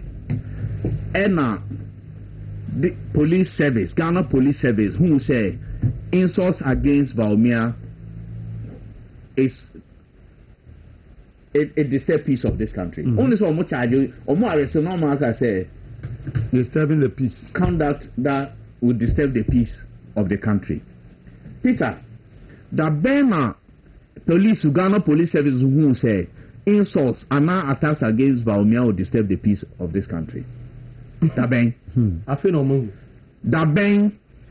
May say this country, there's no majority of NDC supporters, you know, more paying for now, or more CEOs in there, bang. Insults or Modiagu Baumia so. None of them. Sometimes no not Ghana police service or Ghana. No money ho. Me salo no me amode side conducive for public peace na be there Peter read check na ye mami then NDC you know I charge no publication of false news nana no omo no the no ntina to disturb public peace. Yes, to disturb public peace mami read it so free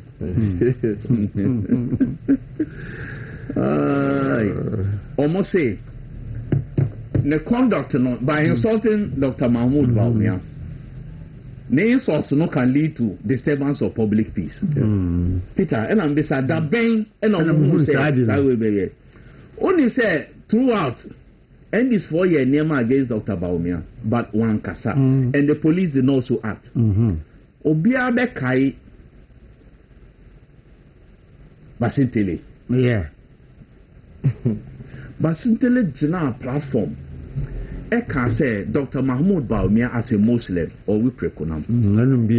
And whiskey. When you said that statement, there are hundreds of thousands of Muslims are almost supporting Dr. Baumia. Only say if they have poured onto the street to call for this guy to prove this. Only say I can disturbance a base war Ghana.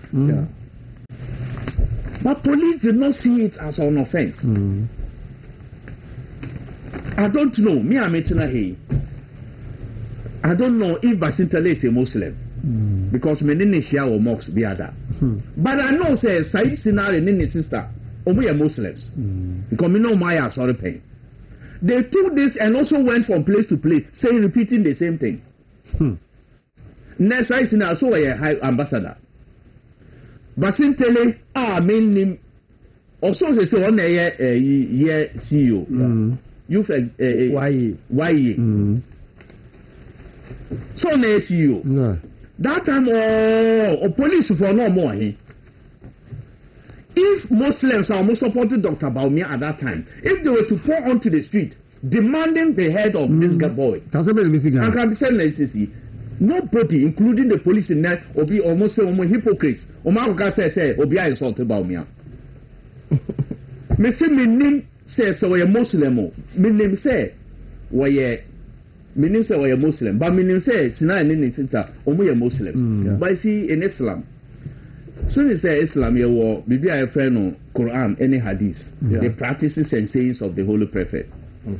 You wo Bɛkyerɛ mu you wo hadith bi. And say man kana yu'min billahi wal yawmil akhir falyakul khairan aw liyasmut. Man kana yu'min billahi wal yawmil akhir falyakul khairan aw liyasmut. Wow, alaji do ka ya do. Wow, jina wo jidie wo nyame say nyam kupon wo ho. And unim say kemu da beba. Day of judgment and hereafter beba no. Ese wo bekasa wo beka de eye of good tidings and now beka no kwe and now be shut ya. So unim say unti meka de papa now obeka no kwe en kasakura. This is a standard the year of be Muslim be any. And America said, say we're Muslim now or Muslim. If he's not a Muslim, I think say it's ignorance. But science now in or more money. And I'm tempted to believe say FBI, they don't believe in hereafter. They don't believe in God. Because if you believe in God, who try to and two near so. Especially it's about the religion. Yawaha. So I will leave them. Me jaw mama nyankopon. Ma obu police ni bia nkware se obi for insulting Dr. Bawumia. One waka say wan small bia. Say only feel say he will take action now or defamation. Yes. Insult defamation. I don't see me lawyer. Lawyer being quoting mommy baby a lawyer a insult here criminal. At least my is ankuma or say insults are not criminal. So if you think say obi insult to defame you can take suit, civil suit, defamation. No I sue nipa no. They brought this insults. No man say insults no will lead to disturbance of peace. Now then I who say Tama Sami Jefi. I can't say hotel Dr. Bawumia there. And this for you you think that say who could talk credit. Now, some of the money goes to Bawumia's pocket. You think that if Ghanaians were to rise against Dr. Bawumia to say, oh, GSC, you better demonstration, this country will really see peace. Probably when you say Google come for to say Dr. Bawumia about liar, or to Google cry reject here. When you now to Ghana had near home, you say why people Bawumia, my who end this for, even our colleague journalists are saying absolute nonsense. Say he doesn't want to fight insults. He doesn't want to fight indiscipline on social media. Kwasi asem. Now, and then I'll be fighting you. The time I'll move now throughout the public life. Who has spoken for him? None of police who said they want to speak for him. None of them who say his insults will lead to disturbance of public peace. Oh no, I can't say more arrest some call for more arrest. Mamu you soon din MBS move fighting. Move fight public peace. Mamu you soon. Monjano, Nyankopon, if he wants to take decision against somebody who he knows what to do. Nobody should use his name because he's not interested. He has stated it clearly in his statement. There are a lot of instances I can bet you lateness.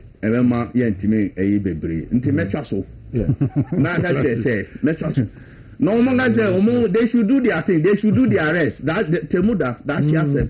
Temuda in a friend saying say Temuda. Temuda. Sorry, Temuda beba. But me in Islam, that's why Peter knows me. Me say asema meka wo kukwemu. O record me a me ba abontia sana meka. Because in Islam, say o backbite somebody, it's like you are eating the flesh of that person. To me, me can't say more kukwemu. It's maybe because me ka say ma metime bia a me ka wo kwamu metime aka wo badwu nti that is it the double me am obi an use ni din say wo fight for public peace or say guy no mo be prosecute no don't use his name say why insult no they on be bia monye won say guy no ma grant ni be yes $200,000 meanwhile nipa no oba we Kamila Al-Hassan Mochi no the same police mo force na ebobo no e ma no testify say we guilty even when she went to court to say or person the lawyer that time you didn't interrogate her with a lawyer or call court to say the lawyer came say on person almost sustain plea judge no so on plea almost sentence no 1 year just like that now we the lawyer in this into ma command bail mo de no kwa na mo ba no an bail 200,000 Yankopon was ro hwe yin na Alhaji pure kabi o the 2 minutes na for me budget no near we MPP say no cranny say o ma we mo no krasa I think there's so much dishonesty and hypocrisy yemu a na sometimes ya me dwun na makai president Kufuor Assembly o kan say hey timpani fo pa let me tantro say no you see that's why you don't expect say ebia ombe yenum bia you expect say momu na yesa hwe atem didie de enye kasapapa but ya metaka say culturally crampo no and it's on Ghanaian so be say obi edidi obi atem and how cassette apenmu na in social media so akoye no yes because and this for no omo yes shart here yeah and afiati man for so atiesimu yeah that's no una oko SDA and the efficient 46 and 64 or see the one na no eja crampo ni men catch you sir Wona oko SDA enya wona oko SDA na say we jaya na ninjare sa wuti ni nya men correct wona oko SDA enya wona oko SDA alaji wona oko so mini da fi nya ntopa ase mo ya ba ko ba we nya tintia da se benu kwa ampo no family team na so papa wo kwa ko boto bitu ama o se na alaji church me church aya ta ya ta no pa o be aso so me ya tan a church ni Bebeli na show akani tree no but I didn't say obi a wani ni chen kra no so kasa na say o kasa tia no kwa bi su kra bona no kasa tia o ma me no oba no me etara echiri when say I go on say but tell you Muslim I say confirmed and so bisa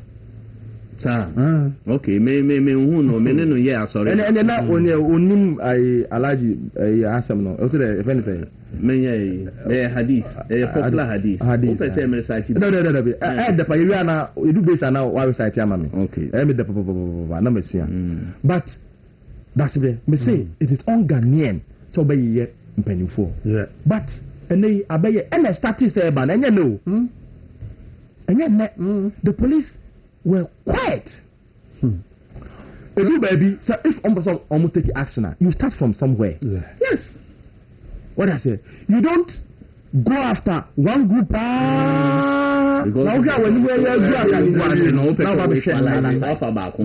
So that actually now I can say a way no more. Now even share, nipa no mko chain, we be free. Are you saying say ekuma? NDC for penny for be oh no, me can't cry Accra. When I'm talking about sir, we don't go find Aguna. But I'm saying Accra. Yes. And Krahano. Okay. There are a lot of people who are still insulting and insulting elders, insulting Akufo-Addo every day, insulting Dr. Bawumia, insulting plenty people happening every day. Check their stations. Look, top journalists, me body. Every day. Kwasia, Abua, Mbechiauka. Check. Before me body. Yeah, na kwa 2024 election. And listen, they can't even be here. Captain Smart. Okase obi Ghana ni bia obetu Abama Akufo-Addo Mahmoud Bawumia ni Napoa. Wo ya kwasia, wo ya boa. Tina say mo Captain Smart hu me a metina me ya boa.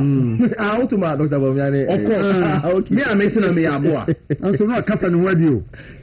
That's a and yet we don't go. Some of them na me betu away ka cursing people on TV, radio, live. I'm saying and omopa they should watch no mushe police. If the police are sincere, but they are insincere. President Mama also you say IPA to IPA Kevin Taylor. Is he not still insulting people? Why is the police cyber not blocking from broadcasting? Why? Someone why are they not blocking? Or insult to judges, or insult to Bia. He came, he was giving security protection. Even the judge is security protection. He spoke against a judge.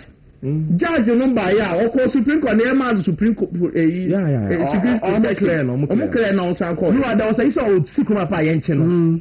What is it? And so secret by Yanchino. Not the police, no more that. Oh, that should tell you the hypocrisy, double standards. I am disappointed. I am disappointed in the current leadership of Ghana Police. And the current leadership, the police should be ashamed. And you know, I'm starting to say, what kind of question, Amina? But you talk about what came on the Adakabreka side and say, I am in dangerous. I also my life is in dangerous. My life is in dangerous. In many of the cases, almost started prosecution now, almost the gas you. Now, Omar withdraw because but they are not able to finish because of a dream. My life is in dangerous. But and somebody they should be ashamed that in spite of arresting people, TikTokers say people are still on mainstream media. They cannot say they don't. Some of them, they are happy. They celebrate them. To insult people. And the police watch. On your TV, or you'll be every morning. Or they may say, and you may say, the police, they know. And the tank of we still are Bodia, Ekese, Penny for you, a month for Ukruma, up to now. Sassy Ekra, or the market. The reason why you are, he say, man, even though it's not part of the charges, no, Camilla said, "No, have you." Camilla has. So, almost that now. Or Jitum no Mujeli. Say, almost say, oh, Jitum, they are fine here. And Uncle Kaya now say, one of the things our man found because they couldn't put in the charges and say, or send Uncle Ponku Mahama in the area. And then it is as in we. Now, Uncle Boy say, I bet you Camilla. Or bet you Camilla. Now, what's that to me? Then a man who said police for. Omo to me obi a who said nyankopon nipa no timi command nyankopon to act na kwa wo kai say o kasa media liaison officer for Ministry of Agyei kufa do on tiati so Camilla say nyankopon ku Mahama ne yere who said nyankopon is going to listen to her in this case say what me command nyankopon it is possible say nyankopon but I'm saying that the hypocrisy must stop. They shouldn't go to Aguna near Ibia. Dr. Bawumia say more fun from because Claire said settings. And they should be ashamed. And one day their conscience and God will deal with them. They should what? See, I was here for MTP the BC Hanmo. But not yet can't MTP case no. Dr. Bawumia okay. Yes. Goronche said Dr. Bawumia had a meeting with the MPP legal team on Monday and Tuesday, and the decision is that lawyer Appeal could be even leading the appeal. The legal team would go to the Court of Appeal next week in Sana.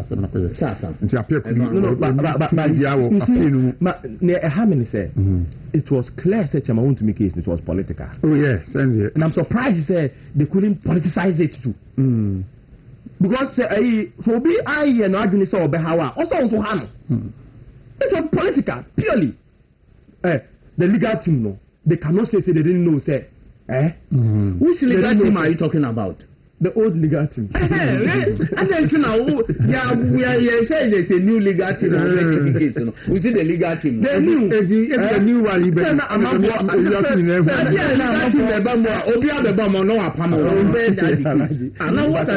That's the young budget. I like legal team will be the bomb or no apamo.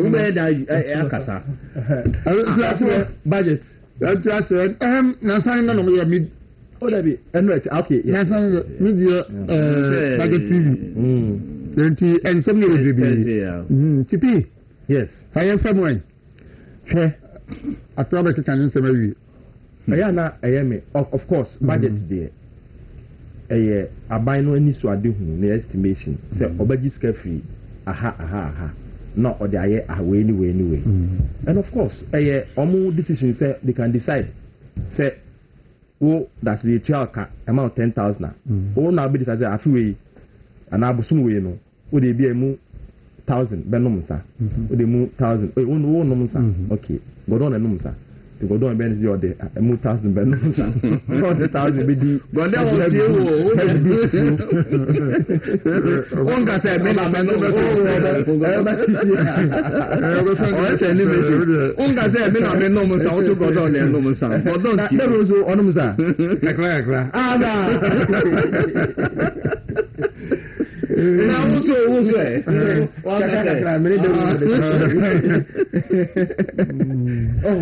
abia ne say aban na Bɛkyerɛ say ne priority or the skaba akosha na clear say aban no babia nani wo epa de eni babia oman no nkoso ni amanfo welfare wo yeah true what I say eni hosa hwe o say this year I budget your cocaine no and then 3 days or say the revenue is close to target. Close to target. Say of course or minor or just free taxes or budget yeah I now wajije baby or budget loan it be a grant and it be a revenue on scanning free but or that finance minister to force na Bɛkyerɛ say sika o hia no revenue hia ne there kakran saka there ordinary sinani so no or wanya wi kura no here no or say expenditure is below target. Why? Expenditure below target. Why? That's an unspent it. Yes. Tell it is no say bosun we ubehia 10,000 and they are above now they are above bosun nyina luckily nyame adom when you be at 90% because you close they carry be 99 95 96 me wa yeah and I say overspend emu 10 no e be emu 8 but and they also the target no is below. Why? I didn't say below. Who's overspend emu 40 now so o mine no kwan mu develop o mine na wo adwene say wo mine ho do na nya settings na book na say mu ye fekeka dia. Why are you not spending to make people comfortable? Why? They cannot say on betu na nyoma nye no interview bia the former finance minister or what presidency Setepe on a advisor on a to president Mahamafo a far economy ni na before MP lose power no on the joy from your interview say there are positive signals that Ghana's economy is bouncing back to pre-COVID-19 era. Setepe no on your MPP ni so you don't expect to what the chance from yeah akasan papa AF afa MPP ho but in December MP lose power ni wie no IMF omo ye transition no IMF the books no can flat the books ko nyina no o say ofuni say economy no yes in that time bio because no this is an admission that COVID am I ho call and him who say o say SARS in that man san na COVID be ba no say dey na o mana ho di city no yeah fantastic akoya what be your mupa what I say okay property because as someone and they were being chemo they don't be some na what it no they say yes in that them before COVID economy no the then IMF boss na your friend Christine Lagarde. That's within you. The then IMF boss. See, I see Ghana's economy on soundtrack before COVID, better than 2 years ago. Or the chair said before the COVID bebano, not on my no economy no, ne koye pa. Of course, uno biya kasa say President Kufado before the second term there, ne economy no, na nyoma ye. Enti be kaya President Kufado buy 2027, 2028, 2029.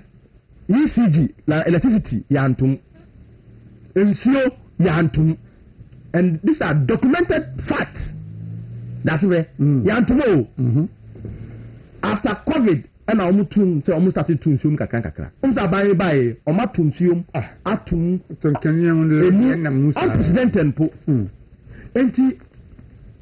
the then minister no kenufratano edumo ye setekwe be confirm say indeed NPP musu aban na economy ni yede ya baneda da mu bio nti se uba na so also the 1 year stabilization what stabilize the economy na wie now what set your target unya husika no now we say we expenditure we say the also we this can year no and there is below target na odo man na so wondo no no man ebio there are a lot of wasteful expenditures.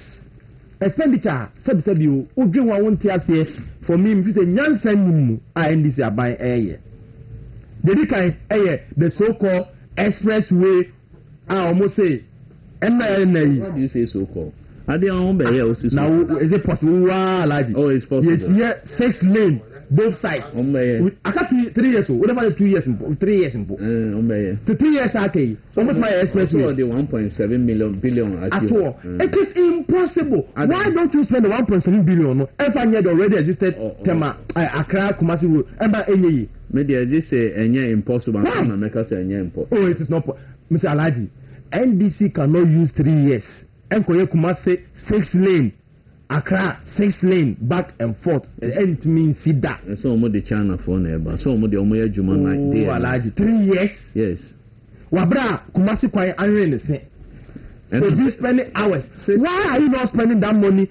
1.7 scanning the whole. Why you not? And I'm from Koye. I'm for one way high. It's all not Ghana for no. Myself from the Kakre be na mami 5 minutes. Na mami Professor Bodin Chicken come Kakra. Okay. Na we are just abamoso.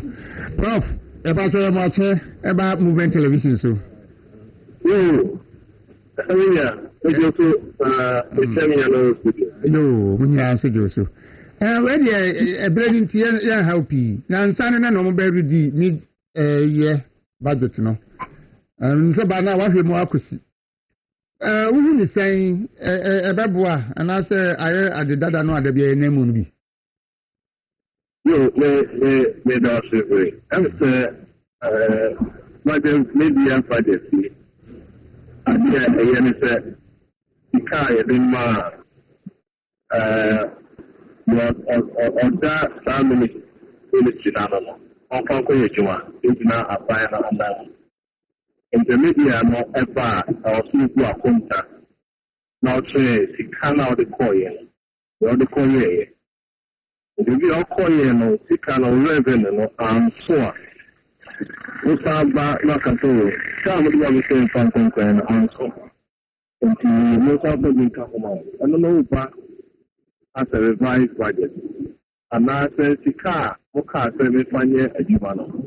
Because Jumana Pusso and not a couple. And no idea media budget by every Amay. Now, nearly 2 years by the minister, no, from the minister a few days ago on Friday. Now, again, I may car now, Bɛkyerɛ say, yes, on economic data here. Therefore, my buying is impressive. Meaning, you send the brevet to a cash economic data now. When I sound on tea, very young, and a mid-year at a review. Therefore, I say, it's almost more than staff finance.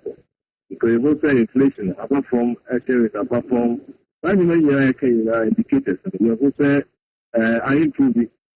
na your whole friend become great, but then many makwai a crown for Awunya, and you know. Lemon, you also a channel to say, yeah, economic data, and your dad, them what it's on. It will save them.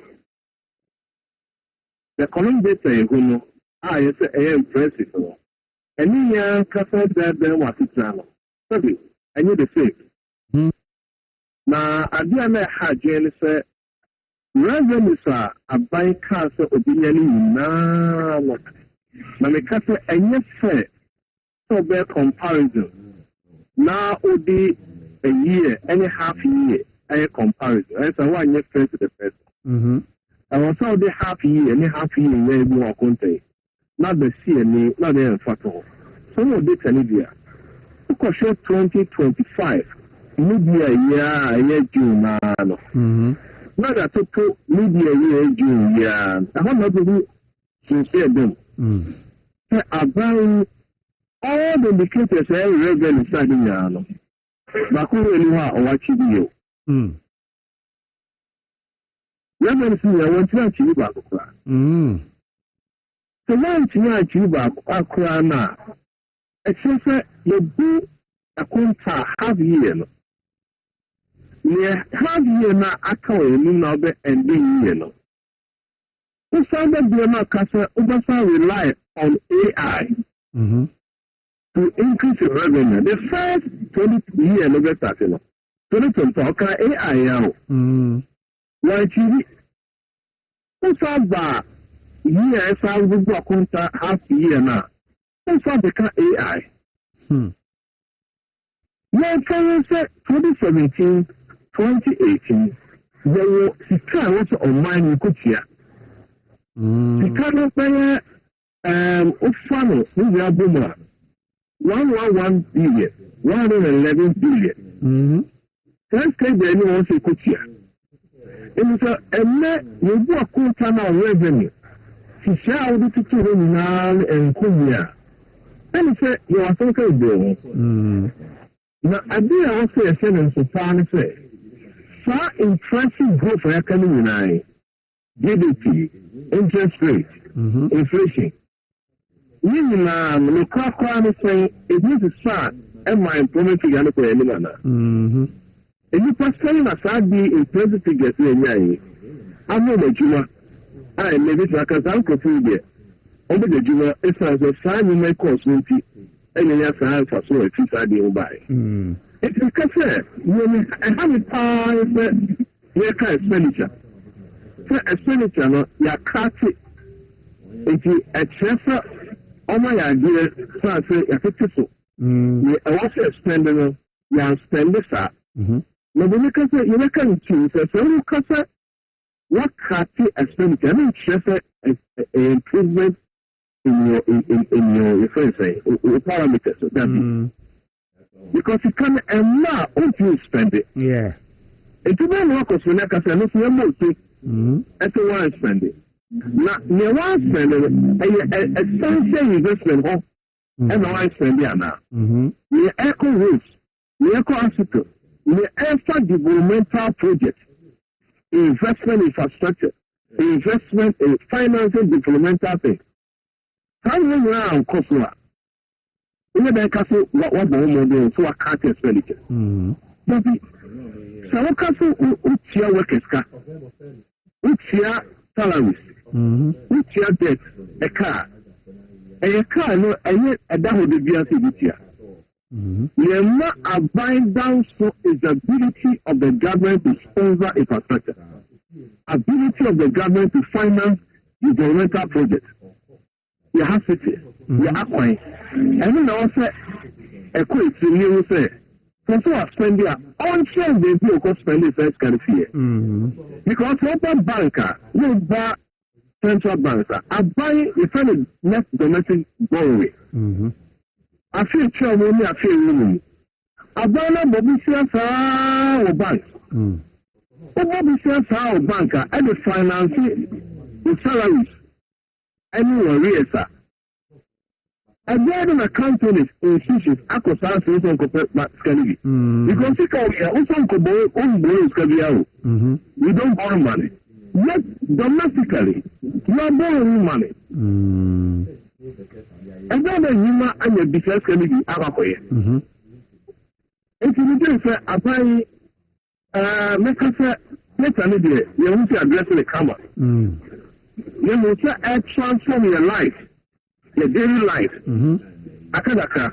Okay. Now also Montana a hard a character applying cancer or the schedule community of finance. Yeah. Ministry of Finance to the community of Agric.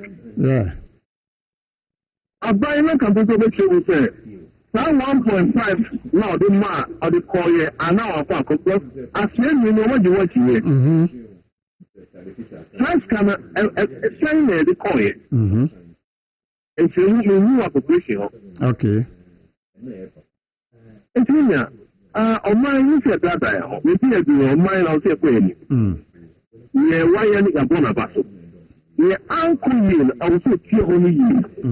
No facility on my actual. All right. Okay, Prof, you ever do as young 7 BP, you ever do as Papa. I like you need Peter so much. Oh, we know. All right, I'm sure.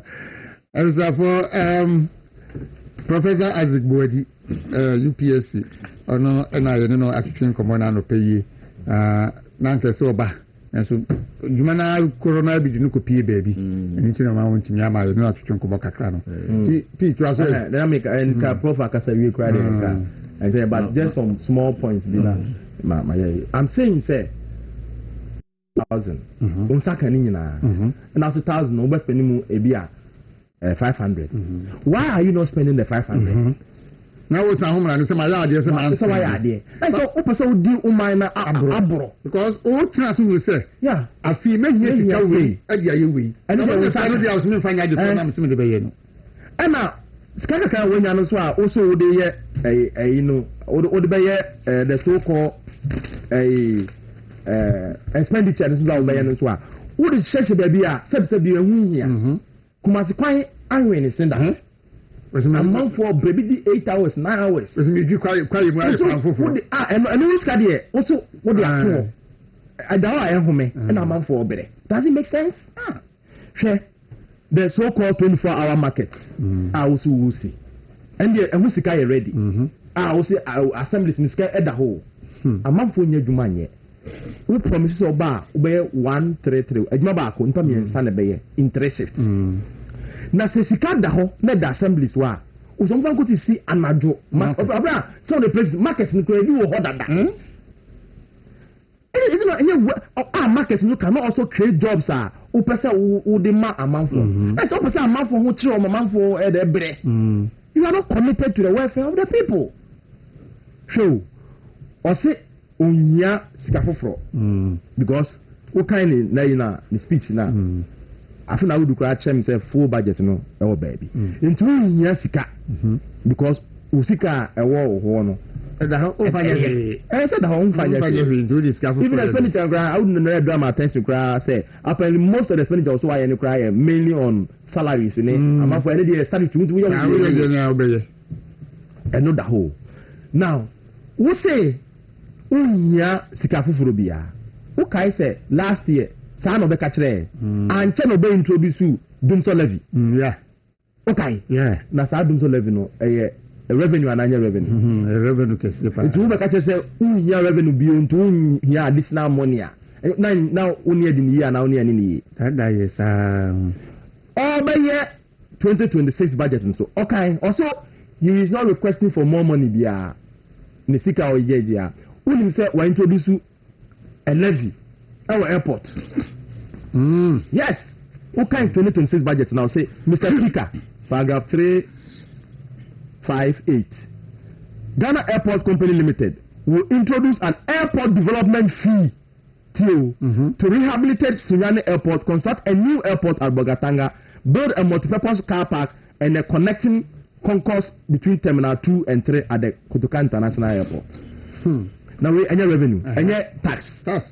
But look at you are not adding more tax. Only any this levy all boss you know. It's been increased. Yeah. It's all about say more money or more tax. You are not introducing tax. Only Only any some way somehow. If I could say a tax through airport levy, we are having to do so levy now, you know. 1 cedi on 1 liter per liter. That is 2 to 1 gallon. Put you have 1 cedi 50 pesos, 4 cedis 50 pesos. Auto gallon there 4 cedis 50 pesos. Can you imagine? Now we are say we're introducing new tax. Now we hear additional money. Only any year. All boss was say DDEP na a bond na can for that time MPP for year. Aha or my nama I couldn't pen so say next year we will hear more money to pay a bond holders. No we here MPP yes it is as if I say because I say MPP mortgaged tomorrow for today and it is sad. And now one enjoy a Muslim yes. And I'm DDEP so and rating agencies no Fitch ne update here. Who share the Fitch ratings are rating a B positive near now. Your name called B positive. B minus. Sorry. B minus. Fitch upgrade Ghana to B minus outlook stable. Now, key rating drivers. Nyoma jina so nyina so nti fee say or say Ghana economy no ye rating no papa kese sa. Now, this is the report no. Share the first point jina so rating economy no. 1 make it. The upgrade of Ghana's long-term foreign currency IDR to B minus from RD reflects Fitch assessment that Ghana has normalized relations with significant majority of external commercial creditors. Ghana restructured its $13.1 billion Eurobonds in October 2024. October 2024, MPP.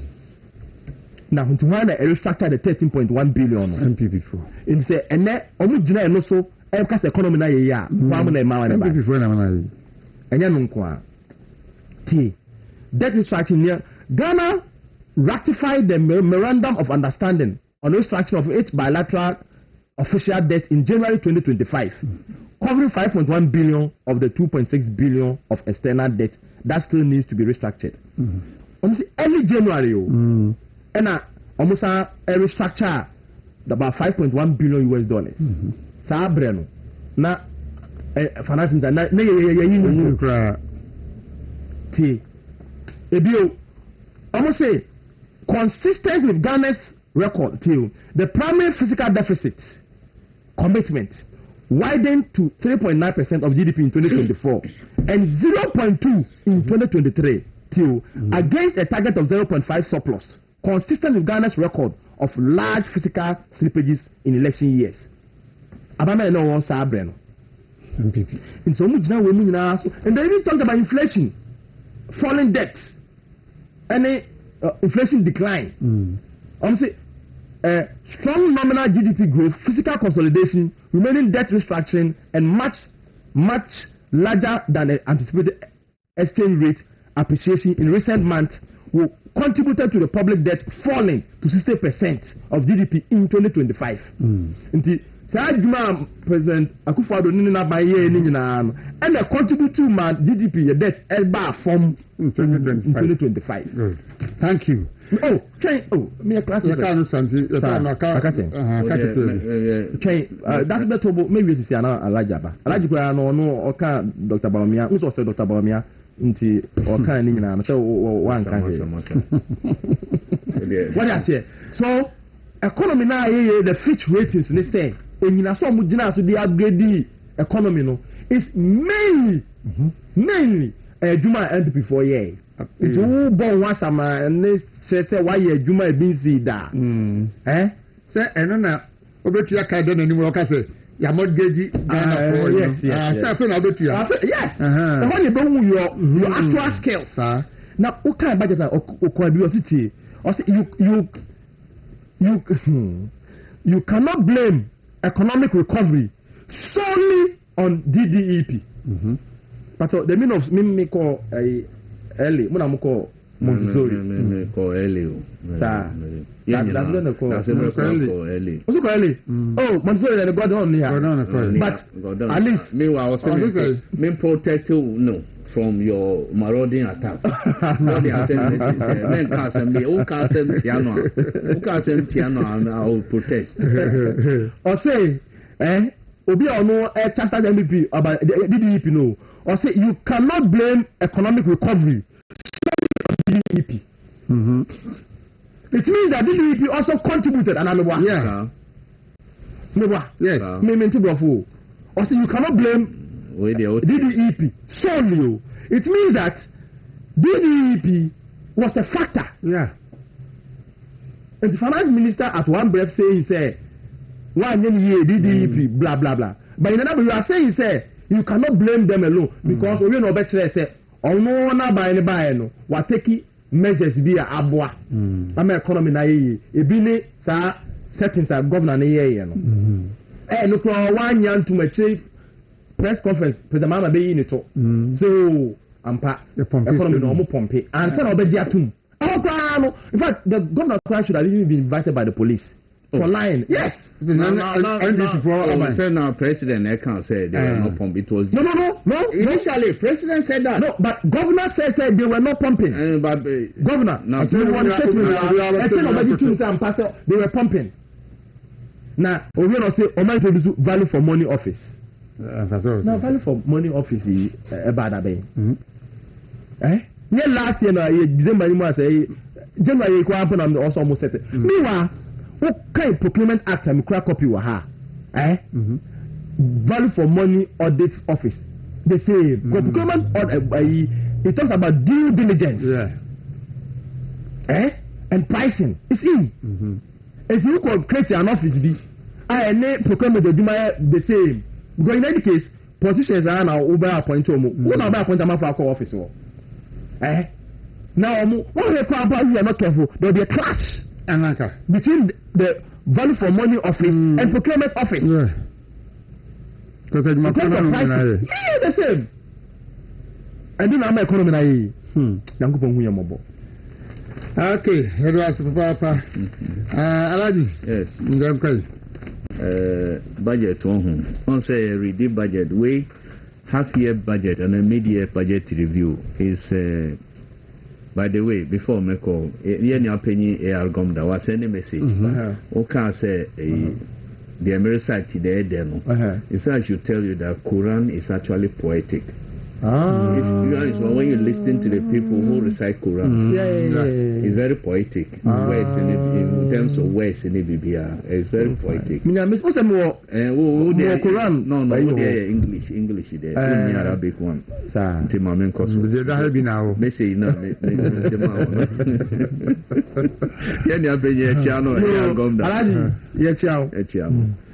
Budget one. Also budget. Almost ready main budget on 2026 budget in November. So Public Financial Management Act say every budget be in a half year no Parliament number account how your budget has performed. Say the budget no are perform in terms of revenue any expenditure. Until obaye and obey ready of course. On say budget be a politics kakra, but you look at the details. Ohona you know or can say more say one spending. And now Peter Kanye, I was drawing his attention to expenditure no more. The expenditure no is about recurrent expenditure. Now also what could you salaries worth a certain amount. Salaries is paying salaries doesn't grow the economy. No. To say capital expenditure and kasana grow economy. When you pay money to live, man me for near papa for it improves their livelihood. But that sector is not capital expenditure and to grow economy. Common fund a statutory payment and the area there is out here law necessary a get fund law 62 say also get a health insurance law situa say health insurance can call matibi about 1.1 area ka mama case nti on be so kinchina omonya social intervention be say mama on signature but we if say be ka o say mama case no is just from health insurance yeah scanograph health insurance can be na etiamo. So in all no and all kind nyina na me hu say I was looking at NDC omo me neama e de omo ba power omo ba say omo be 24-hour economy na me say how much has been invested in 24-hour economy omo ba say omo be codex program 1 million codex program how much has been invested in the program and how many people have been given education coding have been taken through the skills omuka so ombe ejumawura ejumawura ye almost almost the sika every year be 10,000 people ye discover maw say koye o sanu ejuma na can say yeah how sanu ejuma fakoye.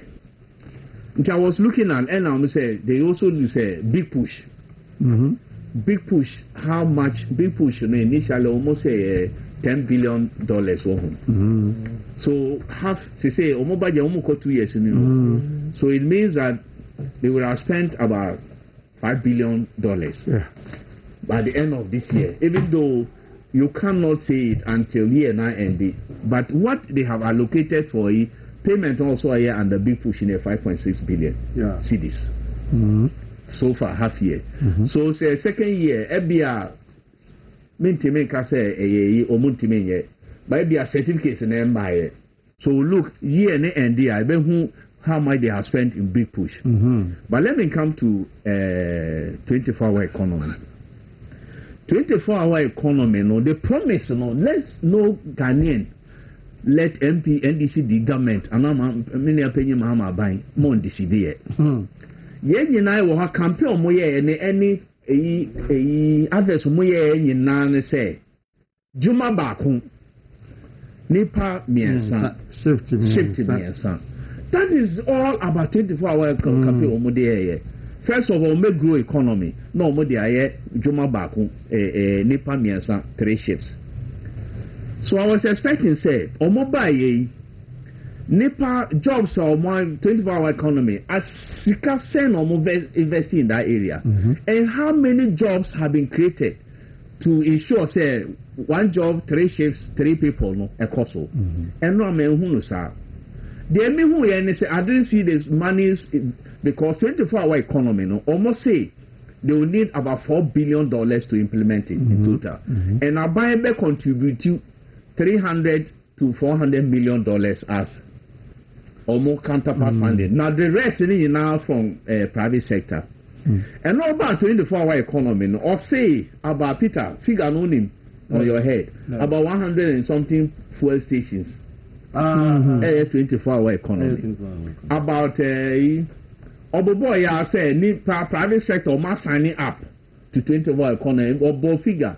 Because my laptop are call off this year. And can me read that figure. To laptop to papa. Oh, wait, they say charging now. A new laptop. Peter, don't distract me. I was watching, looking, say, Nepana stations or boy, it doesn't mean anything. So, 24-hour economy. It doesn't mean anything. Because every fuel station no 24-hour Accra then from Oko Achimota Shell ewo yi omo de emi ya nyina de west to sa na omo tie. So when you say 24-hour economy their incentives are those stations will apply to benefit the incentives on them manner. But doesn't mean they will take extra workers because already they are doing it. Okay, I say because they are only enjoying the incentives also with the more because 24-hour economy the aim is to increase jobs. Create jobs. But create jobs. But what for be already or signing on to you are only giving money. Maybe that's who the Sika private company because Nepal no the 24-hour economy already, and I will say or signing on to fuel stations. up to now baby I am tough for the cars and found only say you see them operating. No, 100 for you. Okay, I said 24-hour case of demand and supply. It didn't create anything. No, I mean, I said those stations are more educated. How many new workers now are? Yes. Okay, boss say nipa so me sign or private sector so me signing on to. Signing on to doesn't mean that they have actually brought the money. What amount say amount is the money in or they have they started? Okay, signing in. How many? When you say GIPC, they have not even started anything. They've just signed in. Do you know that GIPC every year be mobile invest nipa or my sense on their investment? You think all of them come to Ghana? No. All of them invest. On the end, no say check it environment. Every tax taxes are high. Terms, no. Water bills are high. Electricity bills are high. They will not come. On the sign, but they won't come. So already why increase electricity bills? Why bills? Why increase water bills? Why increase taxes? Why remember when they look at the investment climate, no man will say no. Investment there by no and for returns they will not do it. Yeah. So these were the major things are Measure say 24-hour economy. Your time now so let me say 24 hours. I was started by saying let no Ghanaian be deceived. Say 24-hour economy market. And that's not what they promise us. Me Oko Upper West or free upper maybe cool. The villages I work a communities war Lambosie district. Every hour they do it weekly. Say a community where market they are the following day another community. That's how they do their market. You cannot have one market for all the communities one day. So take over communities. So there's a day for everybody to come to market. That they only said a day where I have 4 days. Now or baby to an alcohol. You don't have to work or build the 24-hour market or Lambusi. Or sorry, I know Cotton. And the 24-hour market no more cano. Is it going to create jobs no 130 no more cano? How? No. Yeah, can say, Mama says, many are paying. Also, my warehouse war. Yeah. That's also Nimaku. Now, go near Marco. And I maybe say, no, they are the 24 hours. Then I'll pong near Marco. And now say, I thought I was getting all the Ebia. Let it answer the town shed. One of Sabe, and I say, and I say, Ebia, me shells no, maybe a nipa me a son of Agyei. Me yet 8 hours and I'm packing me them out to the warehouse. Now so they would about 8 hours to do. No, to start. But how would that create job? And I said, and I maybe Sano. So let's go get that said. First of all, because I'm not on your man, and they're funny for me. Yes, I'm about Cobeton and a Pamano, Bacabeton, a Rihanna, Bacabeton, and Dwamena. That is a different thing. More than that. In fact, markets in a reality no cry and call. I say Malata Wakaha. Would they come Malata after 6? Mel say, even today, the are people whose shelves are empty because Omun needs capital. Look, say, agro beswa. If you are no part, agro na you know, beat na ekosono, dancing na enkoye. Dancing no enkoye, beat no mobono, but Ghana for na here say almost say this is just 1.5 years. They have 2.5 years more to go. We hope and pray. Say but if they want to know the true economy, many are Madame for say they will be reading a budget or call market. Echo bizarre amount for Omoniama or Mopisha now also the or input into the budget. I don't know whether mid-year will come back to the market to find out whether say after 6 months of my budget implementation, or have you seen changes? Meaning say yes, I did. Okay. Say Omobeka no crash every day of them. Okay. And come back and no. Alright.